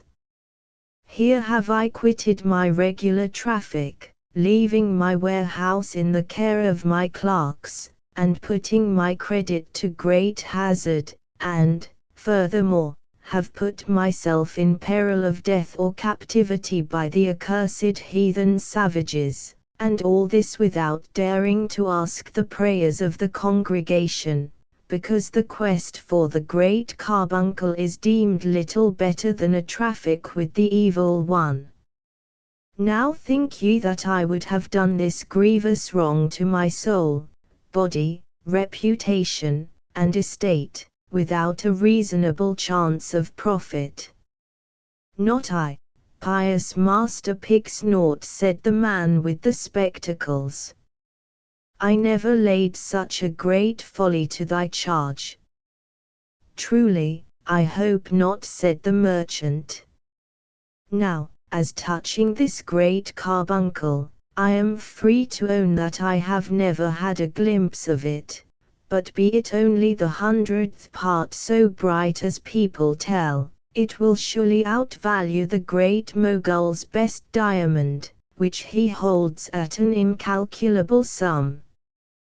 Wherefore, I am minded to put the great carbuncle on shipboard, and voyage with it to England, France, Spain, Italy, or into Heat Hendom, if Providence should send me thither, and, in a word, dispose of the gem to the best bidder among the potentates of the earth, that he may place it among his crown jewels. If any of ye have a wiser plan, let him expound it. That have I, thou sordid man, exclaimed the poet. Dost thou desire nothing brighter than gold, that thou wouldst transmute all this ethereal luster into such dross as thou wallowest in already? For myself, hiding the jewel under my cloak, I shall hie me back to my attic chamber, in one of the darksome alleys of London. There, night and day, will I gaze upon it, my soul shall drink its radiance, it shall be diffused throughout my intellectual powers, and gleam brightly in every line of poesy that I indite. Thus, long ages after I am gone, the splendor of the great carbuncle will blaze around my name." "Well said, master poet," cried he of the spectacles. "Hide it under thy cloak, sayest thou? Why, it will gleam through the holes, and make thee look like a jack-o'-lantern." "To think," ejaculated the Lord de Vere, rather to himself than his companions, the best of whom he held utterly unworthy of his intercourse, "to think that a fellow in a tattered cloak should talk of conveying the great carbuncle to a garret in Grub Street. Have not I resolved within myself that the whole earth contains no fitter ornament for the great hall of my ancestral castle? There shall it flame for ages, making a noonday of midnight, glittering on the suits of armor, the banners, and escutcheons, that hang around the wall, and keeping bright the memory of heroes. Wherefore have all other adventurers sought the prize in vain but that I might win it, and make it a symbol of the glories of our lofty line. And never, on the diadem of the White Mountains, did the great carbuncle hold a place half so honored as is reserved for it in the hall of the De Veres." "It is a noble thought," said the cynic, with an obsequious sneer. "Yet, might I presume to say so, the gem would make a rare sepulchral lamp, and would display the glories of your lordship's progenitors more truly in the ancestral vault than in the castle hall." "Nay, forsooth," observed Matthew, the young rustic, who sat hand in hand with his bride, "the gentleman has bethought himself of a profitable use for this bright stone. Hannah here and I are seeking it for a like purpose." "How, fellow," exclaimed his lordship, in surprise. "What castle hallest thou to hang it in?" "No castle," replied Matthew, "but as neat a cottage as any within sight of the Crystal Hills.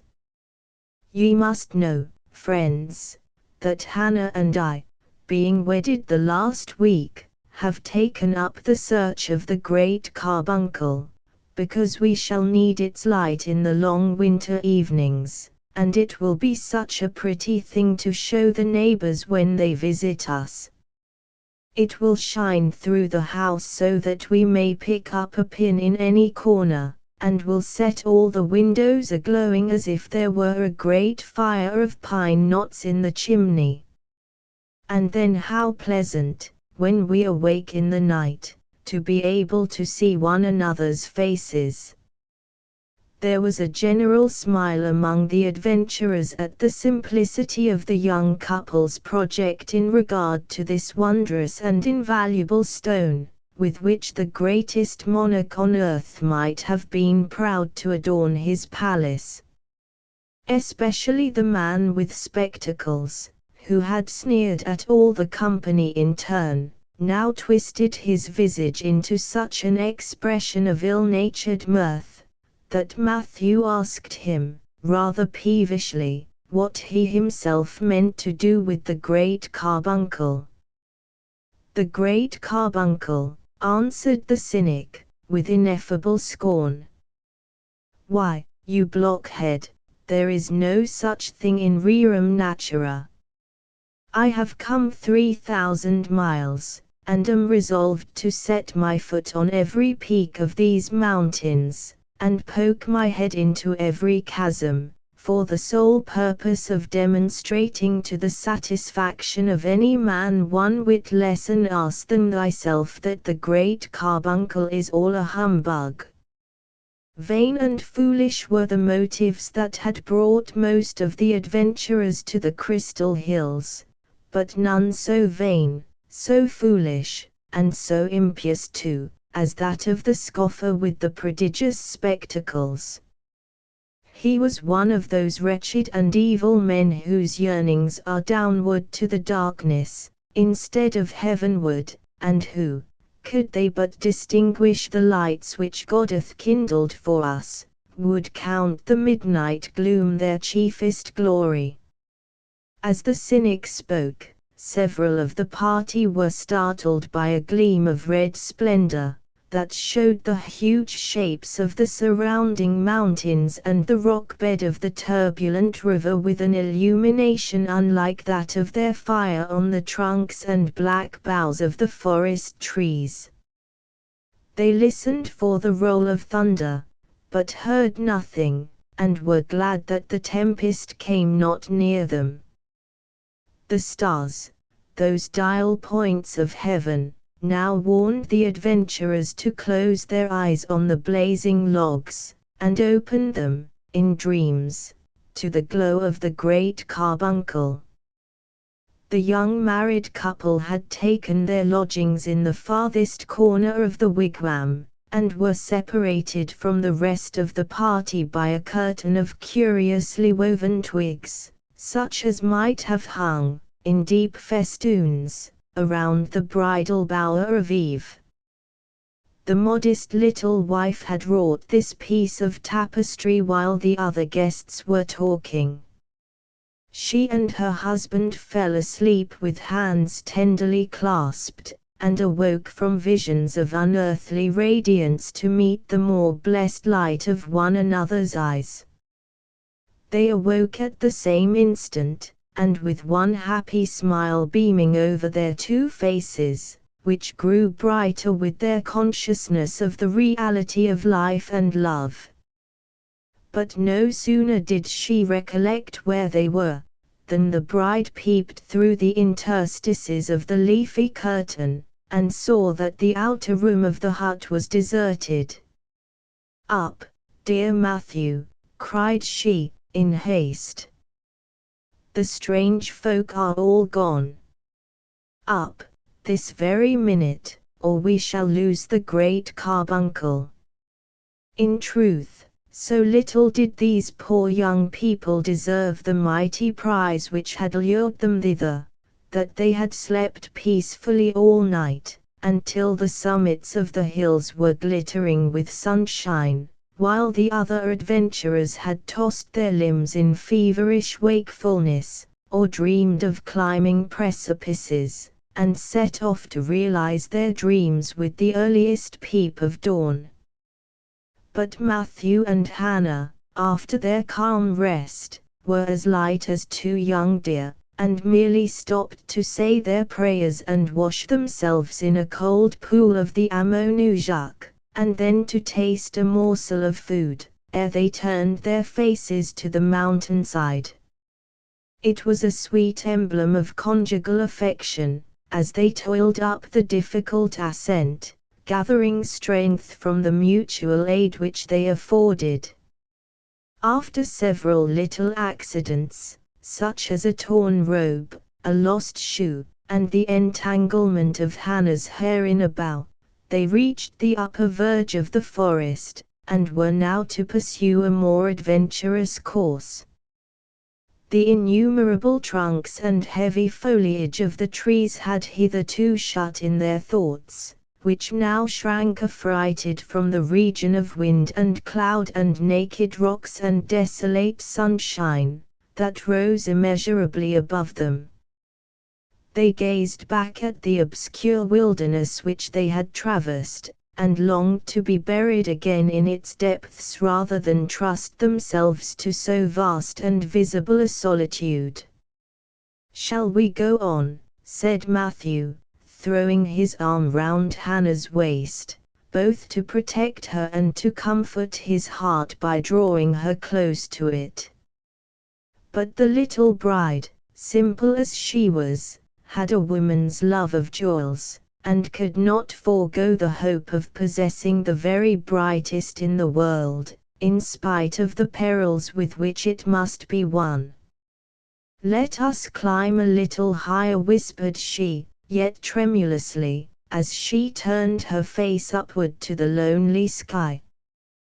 "Come, then," said Matthew, mustering his manly courage and drawing her along with him, for she became timid again the moment that he grew bold. And upward, accordingly, went the pilgrims of the great carbuncle, now treading upon the tops and thickly interwoven branches of dwarf pines, which, by the growth of centuries, though mossy with age, had barely reached 3 feet in altitude. Next, they came to masses and fragments of naked rock heaped confusedly together, like a cairn reared by giants in memory of a giant chief. In this bleak realm of upper air nothing breathed, nothing grew, there was no life but what was concentrated in their 2 hearts. They had climbed so high that nature herself seemed no longer to keep them company. She lingered beneath them, within the verge of the forest trees, and sent a farewell glance after her children as they strayed where her own green footprints had never been. But soon they were to be hidden from her eye. Densely and dark the mists began to gather below, casting black spots of shadow on the vast landscape, and sailing heavily to one center, as if the loftiest mountain peak had summoned a council of its kindred clouds.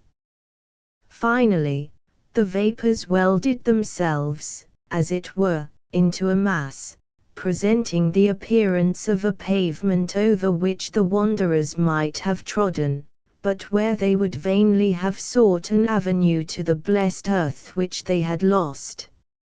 And the lovers yearned to behold that green earth again, more intensely, alas, than, beneath a clouded sky, they had ever desired a glimpse of heaven.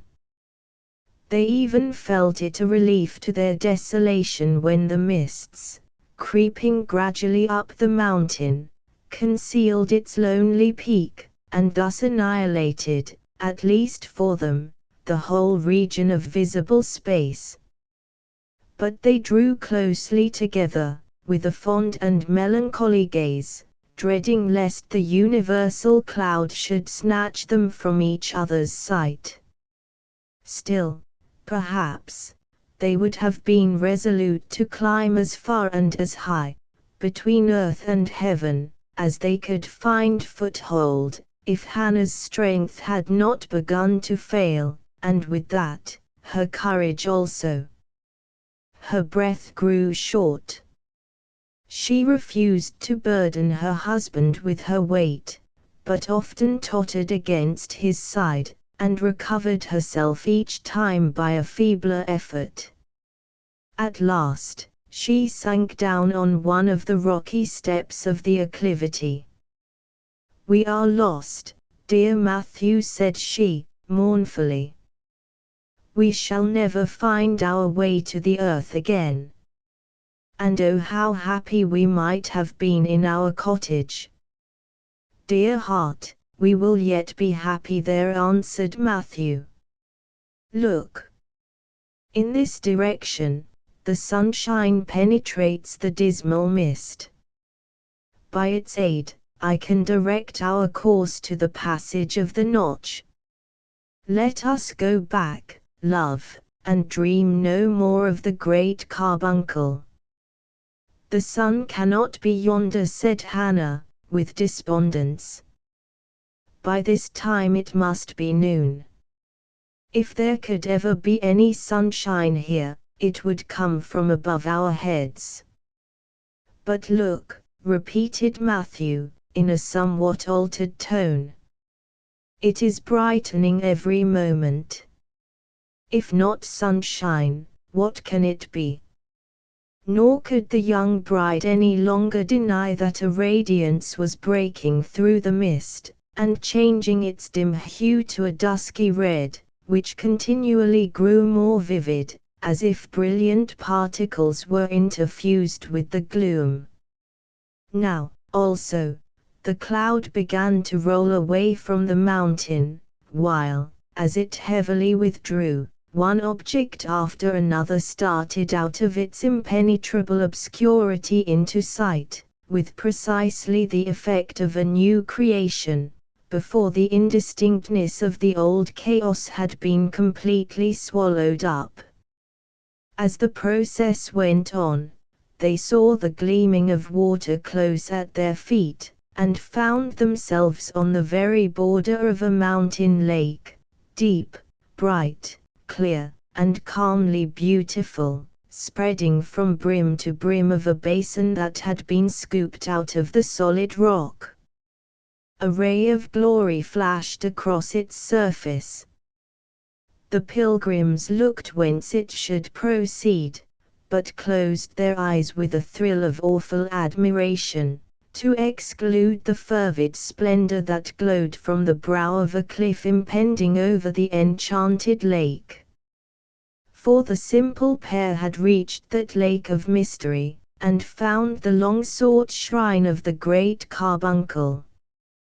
They threw their arms around each other, and trembled at their own success, for, as the legends of this wondrous gem rushed thick upon their memory, they felt themselves marked out by fate, and the consciousness was fearful. Often, from childhood upward, they had seen it shining like a distant star. And now that star was throwing its intensest luster on their hearts. They seemed changed to one another's eyes, in the red brilliancy that flamed upon their cheeks, while it lent the same fire to the lake, the rocks, and sky, and to the mists which had rolled back before its power. But, with their next glance, they beheld an object that drew their attention even from the mighty stone. At the base of the cliff, directly beneath the great carbuncle, appeared the figure of a man, with his arms extended in the act of climbing, and his face turned upward, as if to drink the full gush of splendor. But he stirred not, no more than if changed to marble. "It is the seeker," whispered Hannah, convulsively grasping her husband's arm. "Matthew, he is dead." "The joy of success has killed him," replied Matthew, trembling violently. "Or, perhaps, the very light of the great carbuncle was death." "The great carbuncle!" cried a peevish voice behind them. "The great humbug! If you have found it, prithee point it out to me." They turned their heads, and there was the cynic, with his prodigious spectacles set carefully on his nose, staring now at the lake, now at the rocks, now at the distant masses of vapor, now right at the great carbuncle itself, yet seemingly as unconscious of its light as if all the scattered clouds were condensed about his person, though its radiance actually threw the shadow of the unbeliever at his own feet. As he turned his back upon the glorious jewel, he would not be convinced that there was the least glimmer there. "Where is your great humbug?" he repeated. "I challenge you to make me see it." "There," said Matthew, incensed at such perverse blindness, and turning the cynic round towards the illuminated cliff. "Take off those abominable spectacles, and you cannot help seeing it." Now these colored spectacles probably darkened the cynic's sight, in at least as great a degree as the smoked glasses through which people gaze at an eclipse. With resolute bravado, however, he snatched them from his nose, and fixed a bold stare full upon the ruddy blaze of the great carbuncle. But scarcely had he encountered it, when, with a deep, shuddering groan, he dropped his head, and pressed both hands across his miserable eyes.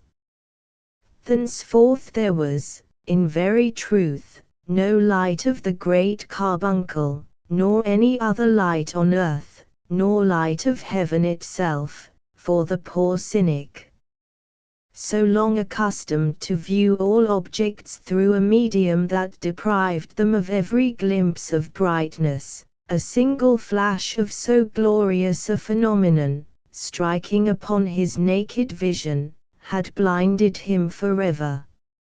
"Matthew," said Hannah, clinging to him, "let us go hence." Matthew saw that she was faint, and kneeling down, supported her in his arms, while he threw some of the thrillingly cold water of the enchanted lake upon her face and bosom. It revived her, but could not renovate her courage. "Yes, dearest," cried Matthew, pressing her tremulous form to his breast, "we will go hence, and return to our humble cottage. The blessed sunshine and the quiet moonlight shall come through our window. We will kindle the cheerful glow of our hearth, at eventide, and be happy in its light. But never again will we desire more light than all the world may share with us." "No," said his bride, "for how could we live by day, or sleep by night, in this awful blaze of the great carbuncle?" Out of the hollow of their hands, they drank each a draught from the lake, which presented them its waters uncontaminated by an earthly lip.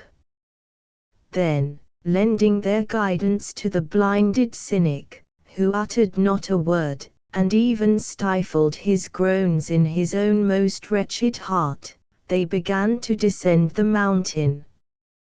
Yet, as they left the shore, till then untrodden, of the Spirit's lake, they threw a farewell glance towards the cliff, and beheld the vapors gathering in dense volumes, through which the gem burned duskily. As touching the other pilgrims of the great carbuncle, the legend goes on to tell that the worshipful Master Ichabod Pigsnort soon gave up the quest as a desperate speculation, and wisely resolved to betake himself again to his warehouse, near the town dock, in Boston. But, as he passed through the notch of the mountains, a war party of Indians captured our unlucky merchant, and carried him to Montreal, there holding him in bondage, till, by the payment of a heavy ransom, he had woefully subtracted from his hoard of pine tree shillings. By his long absence, moreover, his affairs had become so disordered that, for the rest of his life, instead of wallowing in silver, he had seldom a sixpence worth of copper.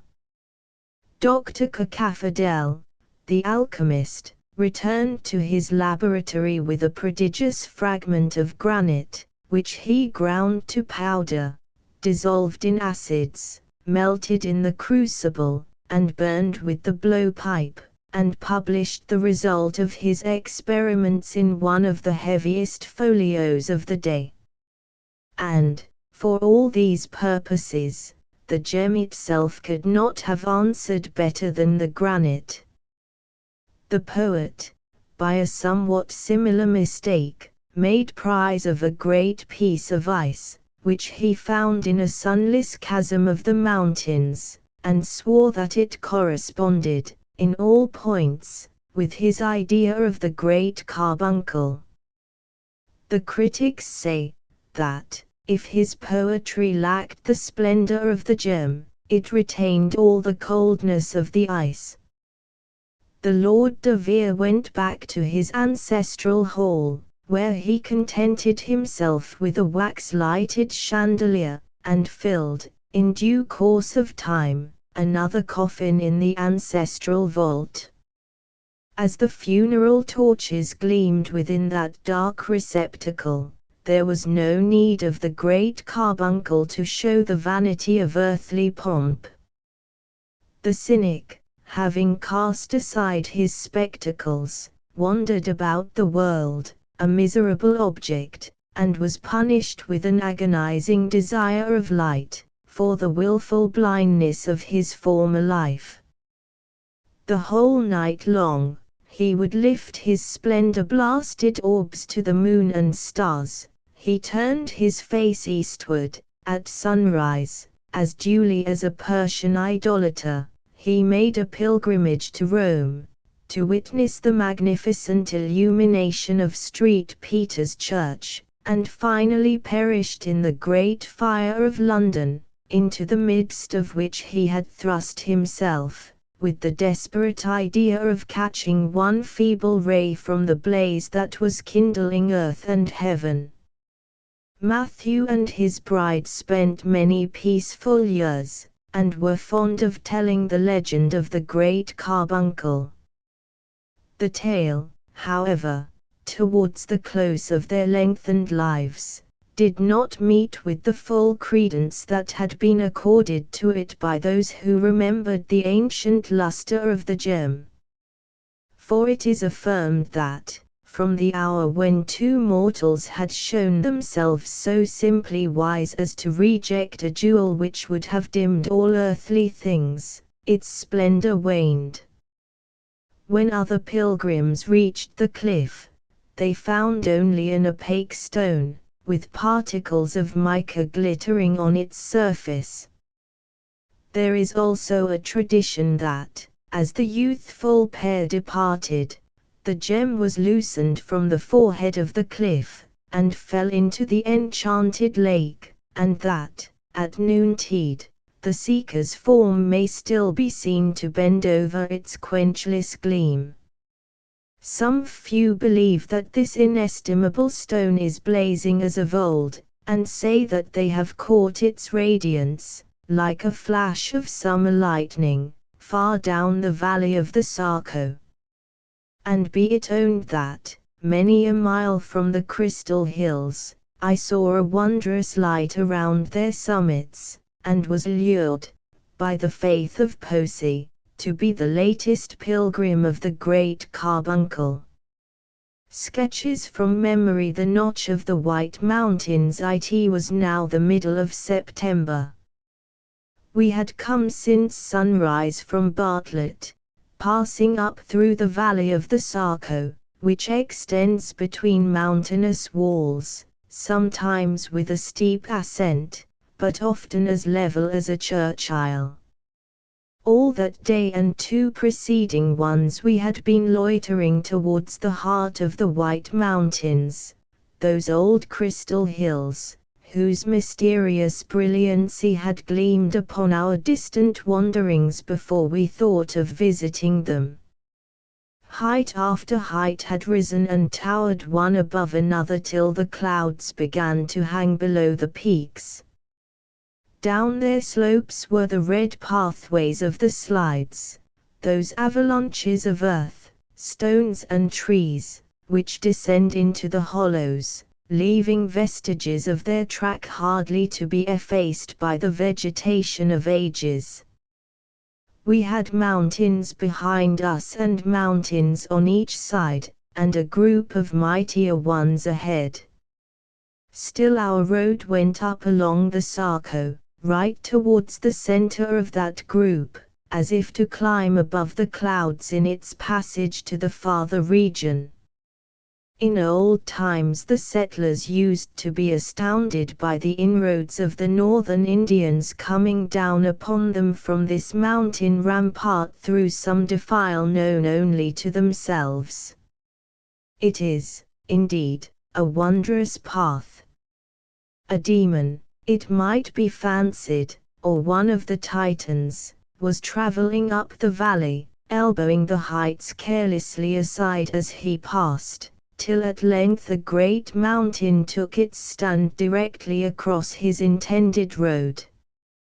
He tarries not for such an obstacle, but, rending it asunder 1,000 feet from peak to base, discloses its treasures of hidden minerals, its sunless waters, all the secrets of the mountain's inmost heart, with a mighty fracture of rugged precipices on each side.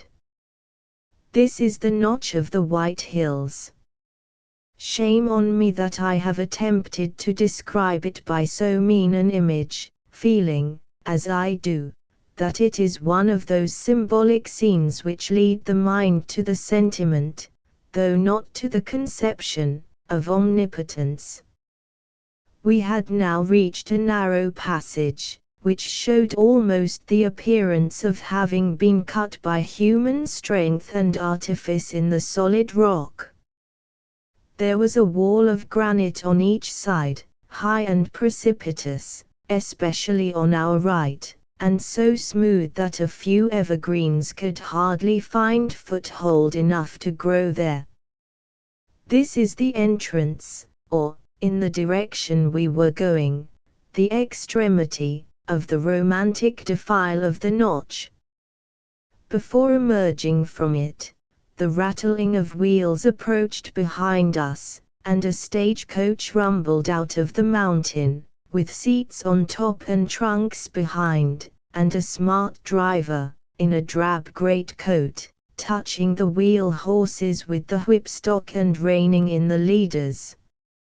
To my mind there was a sort of poetry in such an incident, hardly inferior to what would have accompanied the painted array of an Indian war party gliding forth from the same wild chasm. All the passengers, except a very fat lady on the back seat, had alighted. One was a mineralogist, a scientific, green-spectacled figure in black, bearing a heavy hammer, with which he did great damage to the precipices, and put the fragments in his pocket. Another was a well-dressed young man, who carried an opera glass set in gold, and seemed to be making a quotation from some of Byron's rhapsodies on mountain scenery. There was also a trader, returning from Portland to the upper part of Vermont, and a fair young girl, with a very faint bloom like one of those pale and delicate flowers which sometimes occur among alpine cliffs.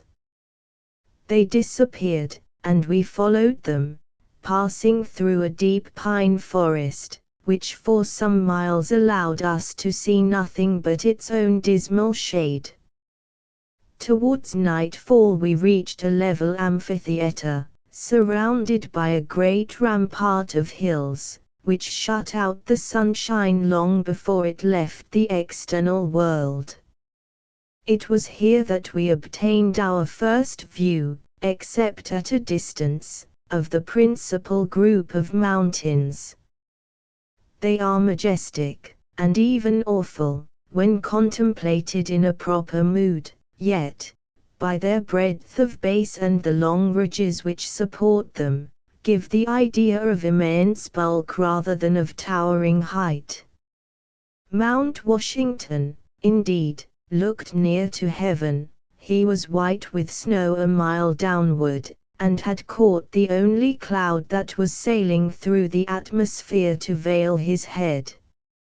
Let us forget the other names of American statesmen that have been stamped upon these hills, but still call the loftiest Washington.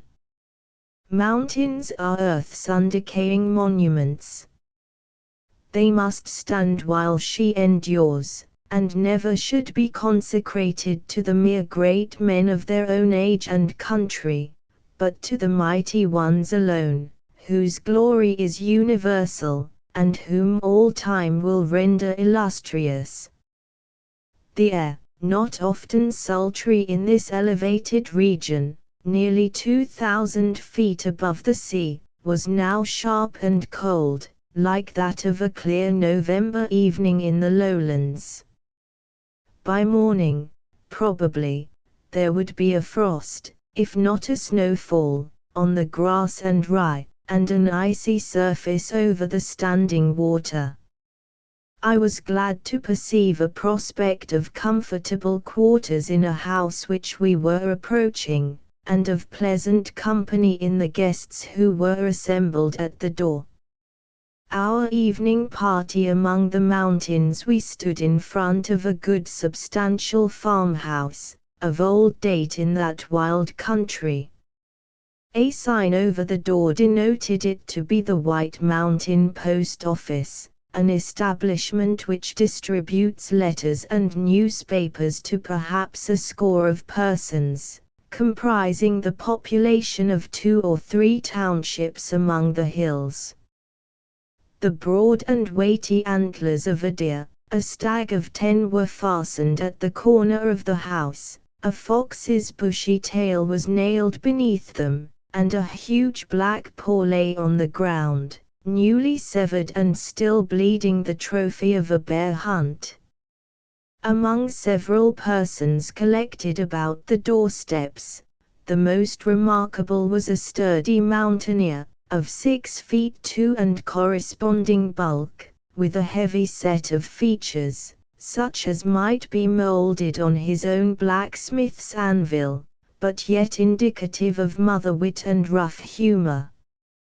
As we appeared, he uplifted a tin trumpet, 4 or 5 feet long, and blew a tremendous blast, either in honor of our arrival or to awaken an echo from the opposite hill.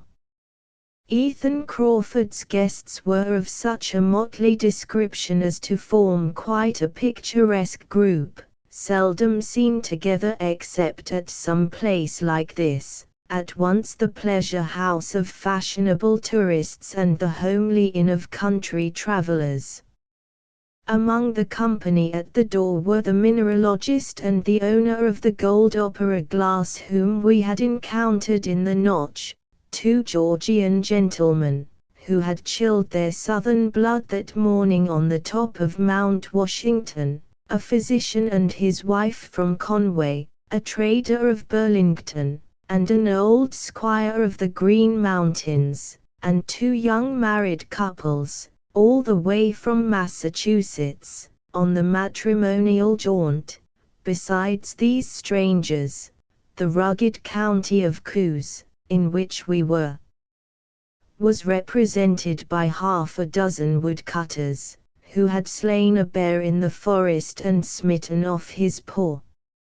I had joined the party, and had a moment's leisure to examine them before the echo of Ethan's blast returned from the hill. Not one, but many echoes had caught up the harsh and tuneless sound, untwisted its complicated threads, and found 1,000 aerial harmonies in one stern trumpet tone. It was a distinct yet distant and dreamlike symphony of melodious instruments, as if an airy band had been hidden on the hillside and made faint music at the summons. No subsequent trial produced so clear, delicate, and spiritual a concert as the first. A field piece was then discharged from the top of a neighboring hill, and gave birth to one long reverberation, which ran round the circle of mountains in an unbroken chain of sound and rolled away without a separate echo. After these experiments, the cold atmosphere drove us all into the house, with the keenest appetites for supper. It did one's heart good to see the great fires that were kindled in the parlor and barroom, especially the latter, where the fireplace was built of rough stone, and might have contained the trunk of an old tree for a backlog. A man keeps a comfortable hearth when his own forest is at his very door. In the parlor, when the evening was fairly set in, we held our hands before our eyes to shield them from the ruddy glow, and began a pleasant variety of conversation. The mineralogist and the physician talked about the invigorating qualities of the mountain air, and its excellent effect on Ethan Crawford's father, an old man of 75, with the unbroken frame of middle life. The 2 brides and the doctor's wife held a whispered discussion, which, by their frequent titterings and a blush or 2, seemed to have reference to the trials or enjoyments of the matrimonial state. The bridegrooms sat together in a corner, rigidly silent, like Quakers whom the Spirit moveth not, being still in the odd predicament of bashfulness towards their own young wives. The Green Mountain Squire chose me for his companion, and described the difficulties he had met with half a century ago in traveling from the Connecticut River through the Notch to Conway, now a single day's journey, though it had cost him 18. The Georgians held the album between them, and favored us with the few specimens of its contents which they considered ridiculous enough to be worth hearing. One extract met with deserved applause. It was a sonnet to the snow on Mount Washington and had been contributed that very afternoon, bearing a signature of great distinction in magazines and annals. The lines were elegant and full of fancy, but too remote from familiar sentiment, and cold as their subject, resembling those curious specimens of crystallized vapor which I observed next day on the mountain top. The poet was understood to be the young gentleman of the gold opera glass, who heard our laudatory remarks with the composure of a veteran. Such was our party, and such their ways of amusement. But on a winter evening another set of guests assembled at the hearth where these summer travelers were now sitting. I once had it in contemplation to spend a month hereabouts, in slaying time, for the sake of studying the yeomen of New England, who then elbow each other through the Notch by hundreds, on their way to Portland. There could be no better school for such a place than Ethan Crawford's Inn. Let the student go thither in December, sit down with the teamsters at their meals, share their evening merriment, and repose with them at night when every bed has its 3 occupants, and parlor, barroom, and kitchen are strewn with slumberers around the fire. Then let him rise before daylight, button his great coat, muffle up his ears, and stride with the departing caravan a mile or two, to see how sturdily they make head against the blast. A treasure of characteristic traits will repay all inconveniences, even should a frozen nose be of the number. The conversation of our party soon became more animated and sincere, and we recounted some traditions of the Indians, who believed that the father and mother of their race were saved from a deluge by ascending the peak of Mount Washington. The children of that pair have been overwhelmed, and found no such refuge. In the mythology of the savage, these mountains were afterwards considered sacred and inaccessible, full of unearthly wonders, illuminated at lofty heights by the blaze of precious stones, and inhabited by deities, who sometimes shrouded themselves in the snowstorm and came down on the lower world. There are few legends more poetical than that of the great carbuncle of the White Mountains.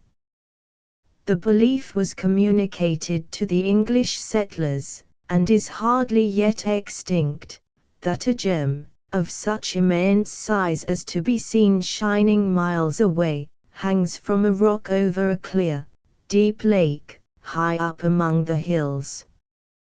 They who had once beheld its splendor were enthralled with an unutterable yearning to possess it. But a spirit guarded that inestimable jewel, and bewildered the adventurer with a dark mist from the enchanted lake. Thus life was worn away in the vain search for an unearthly treasure, till at length the deluded one went up the mountain, still sanguine as in youth, but returned no more. On this theme methinks I could frame a tale with a deep moral. The hearts of the palefaces would not thrill to these superstitions of the red men, though we spoke of them in the center of the haunted region. The habits and sentiments of that departed people were too distinct from those of their successors to find much real sympathy. It has often been a matter of regret to me that I was shut out from the most peculiar field of American fiction by an inability to see any romance, or poetry, or grandeur, or beauty in the Indian character, at least till such traits were pointed out by others. I do abhor an Indian story. Yet no writer can be more secure of a permanent place in our literature than the biographer of the Indian chiefs. His subject, as referring to tribes which have mostly vanished from the earth, gives him a right to be placed on a classic shelf, apart from the merits which will sustain him there.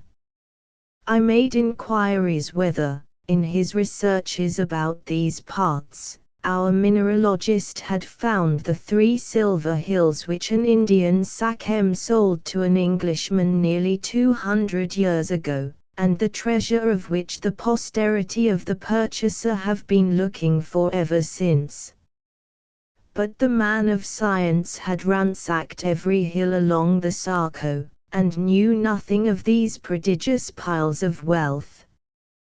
By this time, as usual with men on the eve of great adventure, we had prolonged our session deep into the night, considering how early we were to set out on our 6 miles ride to the foot of Mount Washington.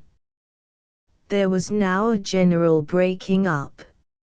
I scrutinized the faces of the 2 bridegrooms, and saw but little probability of their leaving the bosom of earthly bliss, in the first week of the honeymoon and at the frosty hour of 3, to climb above the clouds, nor when I felt how sharp the wind was as it rushed through a broken pane and eddied between the chinks of my unplastered chamber, did I anticipate much alacrity on my own part, though we were to seek for the great carbuncle. End of the Project Gutenberg ebook The Great Stone Face, and Other Tales of the White Mountains ******* Updated editions will replace the previous one, the old editions will be renamed. Creating the works from print editions not protected by U.S. copyright law means that no one owns a United States copyright in these works, so the Foundation, and you, can copy and distribute it in the United States without permission and without paying copyright royalties. Special rules, set forth in the general terms of use part of this license, apply to copying and distributing Project Gutenberg trademark symbol electronic works to protect the Project Gutenberg trademark symbol concept and trademark. Project Gutenberg is a registered trademark, and may not be used if you charge for an ebook, except by following the terms of the trademark license, including paying royalties for use of the Project Gutenberg trademark. If you do not charge anything for copies of this ebook, complying with the trademark license is very easy. You may use this ebook for nearly any purpose such as creation of derivative works, reports, performances and research. Project Gutenberg ebooks may be modified and printed and given away. You may do practically anything in the United States with ebooks not protected by U.S. copyright law. Redistribution is subject to the trademark license, especially commercial redistribution. Start, Full license. The full Project Gutenberg license. Please read this before you distribute or use this work to protect the Project Gutenberg trademark symbol mission of promoting the free distribution of electronic works. By using or distributing this work, or any other work associated in any way with the phrase Project Gutenberg, you agree to comply with all the terms of the full Project Gutenberg trademark symbol license available with this file or online at www.gutenberg.org/license. Section 1. General Terms of Use and Redistributing Project Gutenberg Trademark Symbol Electronic Works 1.0. By reading or using any part of this Project Gutenberg trademark symbol electronic work, you indicate that you have read, understand, agree to and accept all the terms of this license and intellectual property, trademark/copyright, agreement. If you do not agree to abide by all the terms of this agreement, you must cease using and return or destroy all copies of Project Gutenberg trademark symbol electronic works in your possession. If you paid a fee for obtaining a copy of or access to a Project Gutenberg trademark symbol electronic work and you do not agree to be bound by the terms of this agreement, you may obtain a refund from the person or entity to whom you paid the fee as set forth in paragraph 1.e.8. 1.b. Project Gutenberg is a registered trademark. It may only be used on or associated in any way with an electronic work by people who agree to be bound by the terms of this agreement. There are a few things that you can do with most Project Gutenberg trademark symbol electronic works even without complying with the full terms of this agreement. See paragraph 1.c below. There are a lot of things you can do with Project Gutenberg trademark symbol electronic works if you follow the terms of this agreement and help preserve free future access to Project Gutenberg trademark symbol electronic works. See paragraph 1.e below. 1.c. The Project Gutenberg Literary Archive Foundation, the Foundation or PGLAF, owns a compilation copyright in the collection of Project Gutenberg trademark symbol electronic works. Nearly all the individual works in the collection are in the public domain in the United States. If an individual work is unprotected by copyright law in the United States and you are located in the United States, we do not claim a right to prevent you from copying, distributing, performing, displaying or creating derivative works based on the work as long as all references to Project Gutenberg are removed. Of course, we hope that you will support the Project Gutenberg trademark symbol mission of promoting free access to electronic works by freely sharing Project Gutenberg trademark symbol works in compliance with the terms of this agreement for keeping the Project Gutenberg trademark symbol name associated with the work. You can easily comply with the terms of this agreement by keeping this work in the same format with its attached full Project Gutenberg trademark symbol license when you share it without charge with others. 1.d. The copyright laws of the place where you are located also govern what you can do with this work. Copyright laws in most countries are in a constant state of change. If you are outside the United States, Check the laws of your country in addition to the terms of this agreement before downloading, copying, displaying, performing, distributing or creating derivative works based on this work or any other Project Gutenberg trademark symbol work. The Foundation makes no representations concerning the copyright status of any work in any country other than the United States. 1.e Unless you have removed all references to Project Gutenberg, 1.e.1. The following sentence, with active links to, or other immediate access to, the full Project Gutenberg trademark symbol license must appear prominently whenever any copy of a Project Gutenberg trademark symbol work, any work on which the phrase Project Gutenberg appears, or with which the phrase Project Gutenberg is associated, is accessed, displayed, performed, viewed, copied or distributed.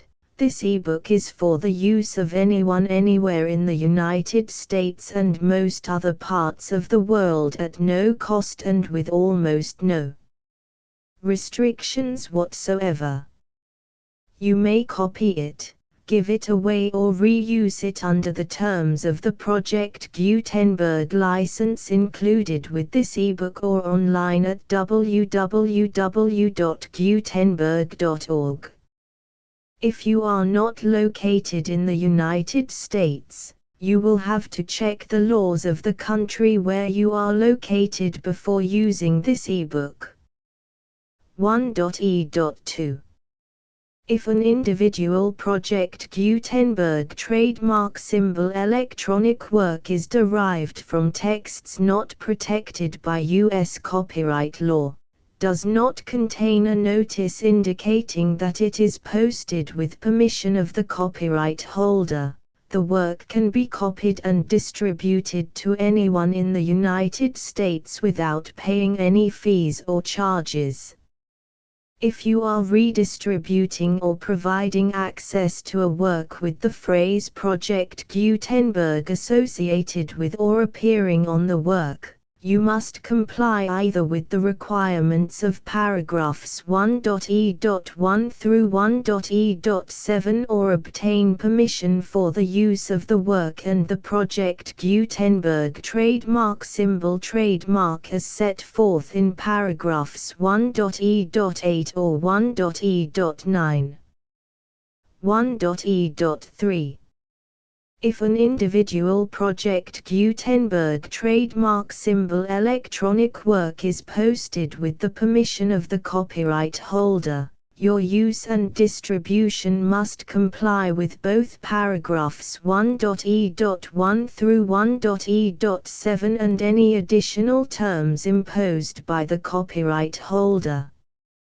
Additional terms will be linked to the Project Gutenberg trademark symbol license for all works posted with the permission of the copyright holder found at the beginning of this work.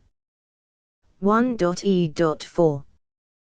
Do not unlink or detach or remove the full Project Gutenberg trademark symbol license terms from this work, or any files containing a part of this work or any other work associated with Project Gutenberg trademark symbol.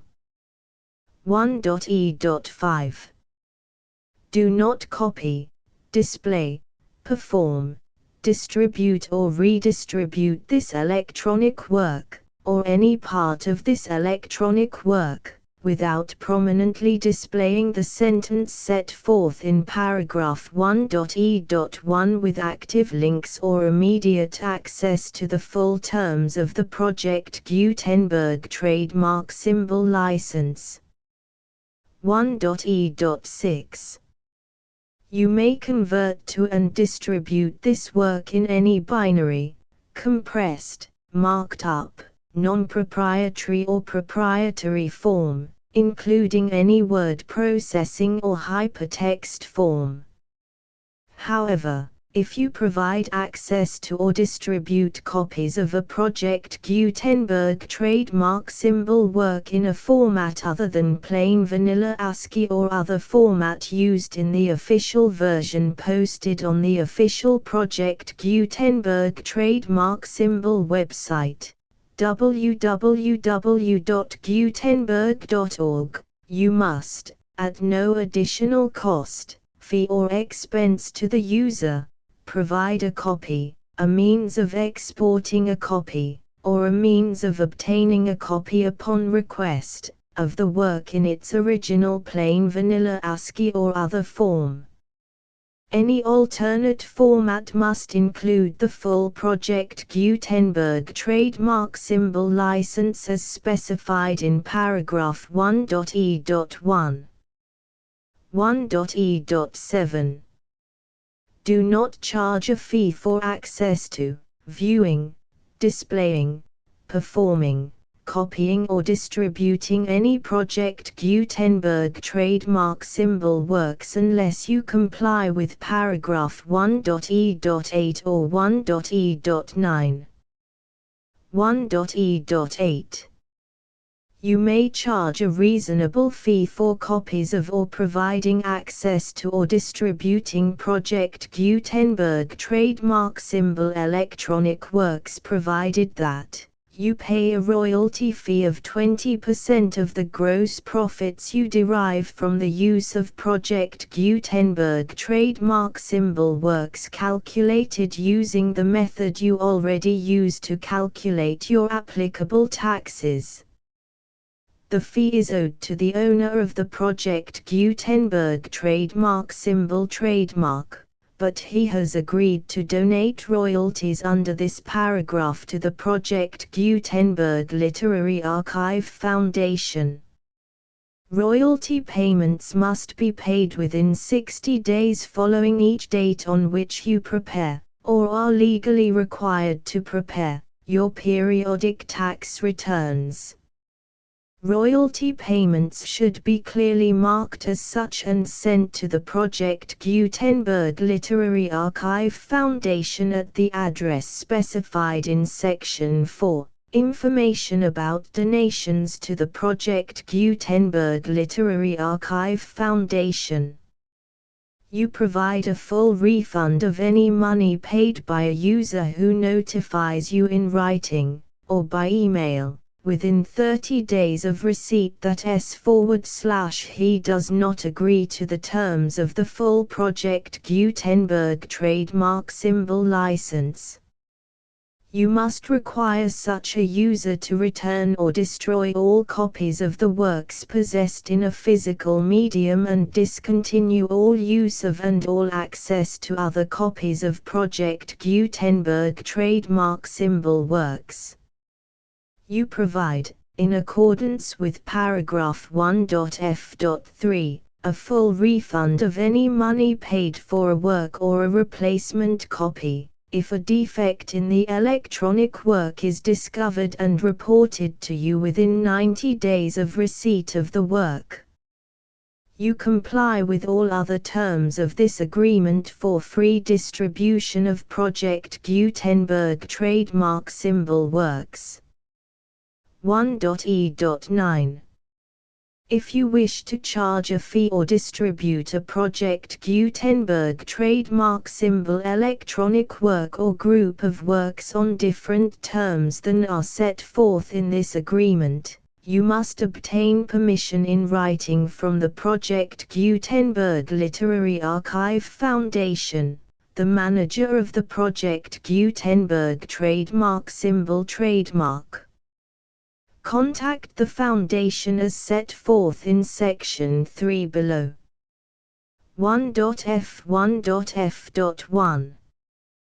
Project Gutenberg volunteers and employees expend considerable effort to identify, do copyright research on, transcribe and proofread works not protected by U.S. copyright law in creating the Project Gutenberg trademark symbol collection.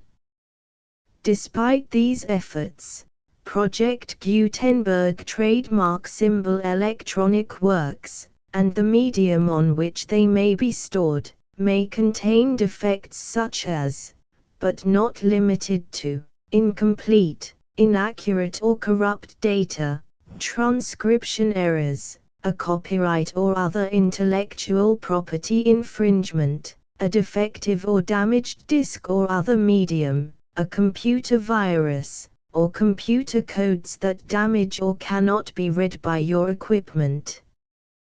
1.f.2 Limited warranty. Disclaimer of damages, except for the right of replacement or refund described in paragraph 1.f.3. The Project Gutenberg Literary Archive Foundation, the owner of the Project Gutenberg trademark symbol trademark, and any other party distributing a Project Gutenberg trademark symbol electronic work under this agreement, disclaim all liability to you for damages, costs and expenses, including legal fees. You agree that you have no remedies for negligence, strict liability, breach of warranty or breach of contract except those provided in paragraph 1.f.3. You agree that the Foundation, the trademark owner, and any distributor under this agreement will not be liable to you for actual, direct, indirect, consequential, punitive or incidental damages even if you give notice of the possibility of such damage.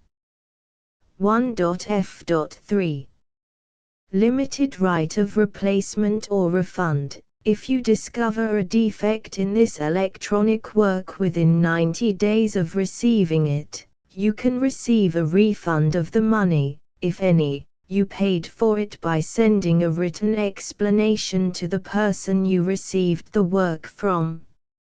If you received the work on a physical medium, you must return the medium with your written explanation. The person or entity that provided you with the defective work may elect to provide a replacement copy in lieu of a refund. If you received the work electronically, the person or entity providing it to you may choose to give you a second opportunity to receive the work electronically in lieu of a refund. If the second copy is also defective, you may demand a refund in writing without further opportunities to fix the problem.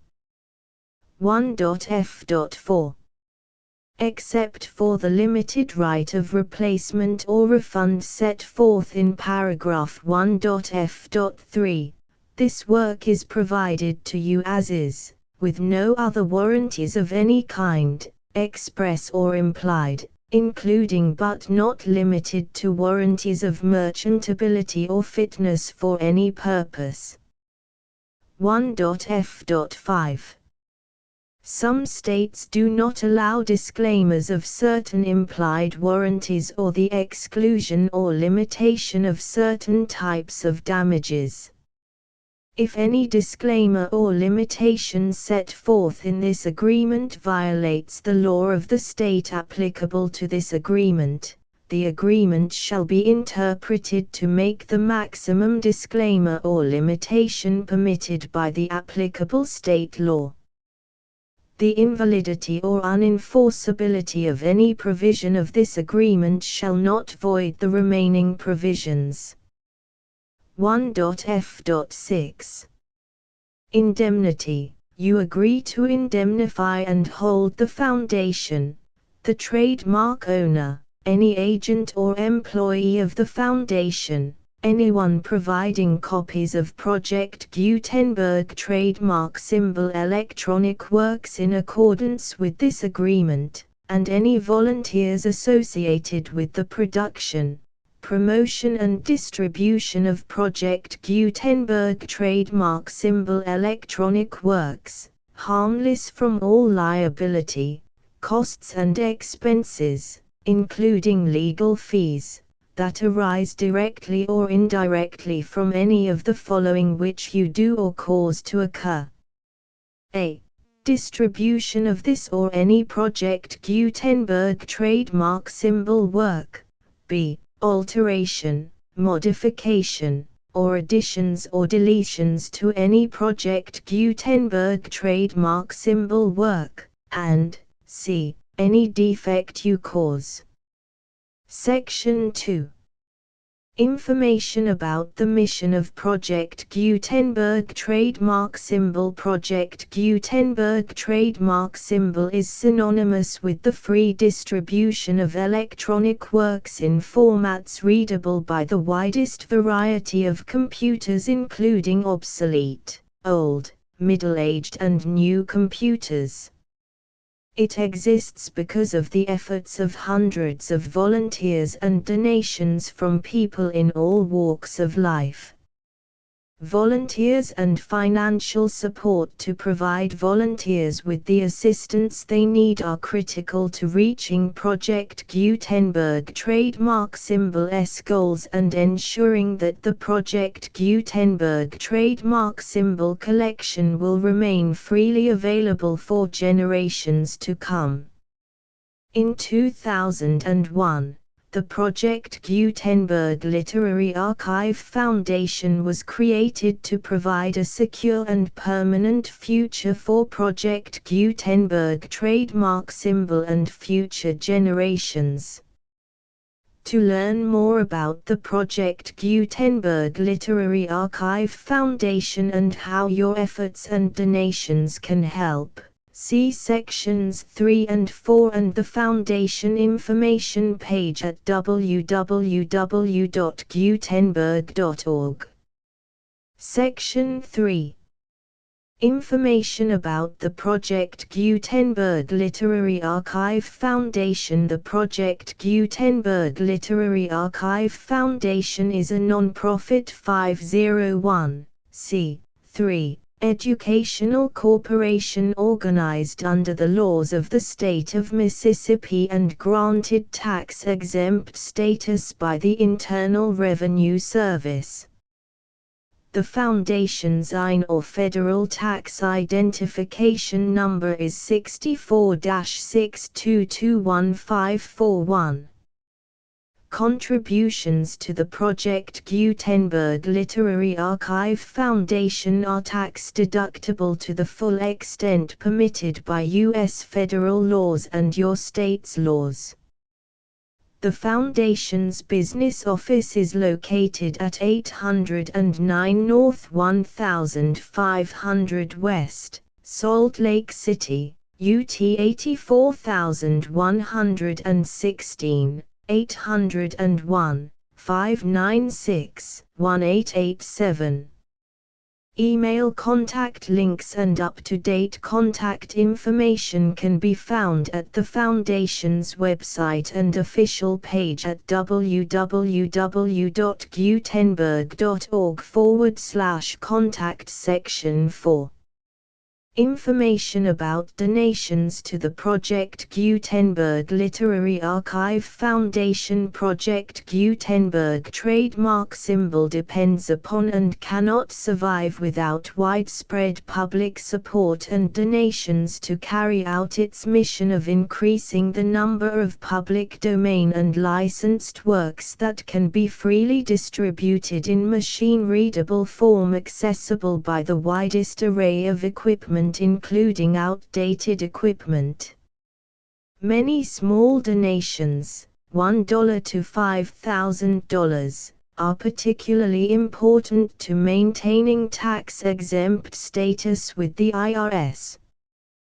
The Foundation is committed to complying with the laws regulating charities and charitable donations in all 50 states of the United States. Compliance requirements are not uniform and it takes a considerable effort, much paperwork and many fees to meet and keep up with these requirements. We do not solicit donations in locations where we have not received written confirmation of compliance. To send donations or determine the status of compliance for any particular state, visit www.gutenberg.org/donate. While we cannot and do not solicit contributions from states where we have not met the solicitation requirements, we know of no prohibition against accepting unsolicited donations from donors in such states who approach us with offers to donate. International donations are gratefully accepted, but we cannot make any statements concerning tax treatment of donations received from outside the United States. U.S. laws alone swamp our small staff. Please check the Project Gutenberg web pages for current donation methods and addresses. Donations are accepted in a number of other ways, including checks, online payments and credit card donations. To donate, please visit www.gutenberg.org/donate. Section 5. General information about Project Gutenberg Trademark Symbol Electronic Works. Professor Michael S. Hart was the originator of the Project Gutenberg trademark symbol concept of a library of electronic works that could be freely shared with anyone. For 40 years, he produced and distributed Project Gutenberg trademark symbol ebooks with only a loose network of volunteer support. Project Gutenberg trademark symbol ebooks are often created from several printed editions, all of which are confirmed as not protected by copyright in the US unless a copyright notice is included. Thus, we do not necessarily keep ebooks in compliance with any particular paper edition. Most people start at our website, which has the main PG search facility, www.gutenberg.org. This website includes information about Project Gutenberg trademark symbol, including how to make donations to the Project Gutenberg Literary Archive Foundation, how to help produce our new ebooks, and how to subscribe to our email newsletter to hear about new ebooks.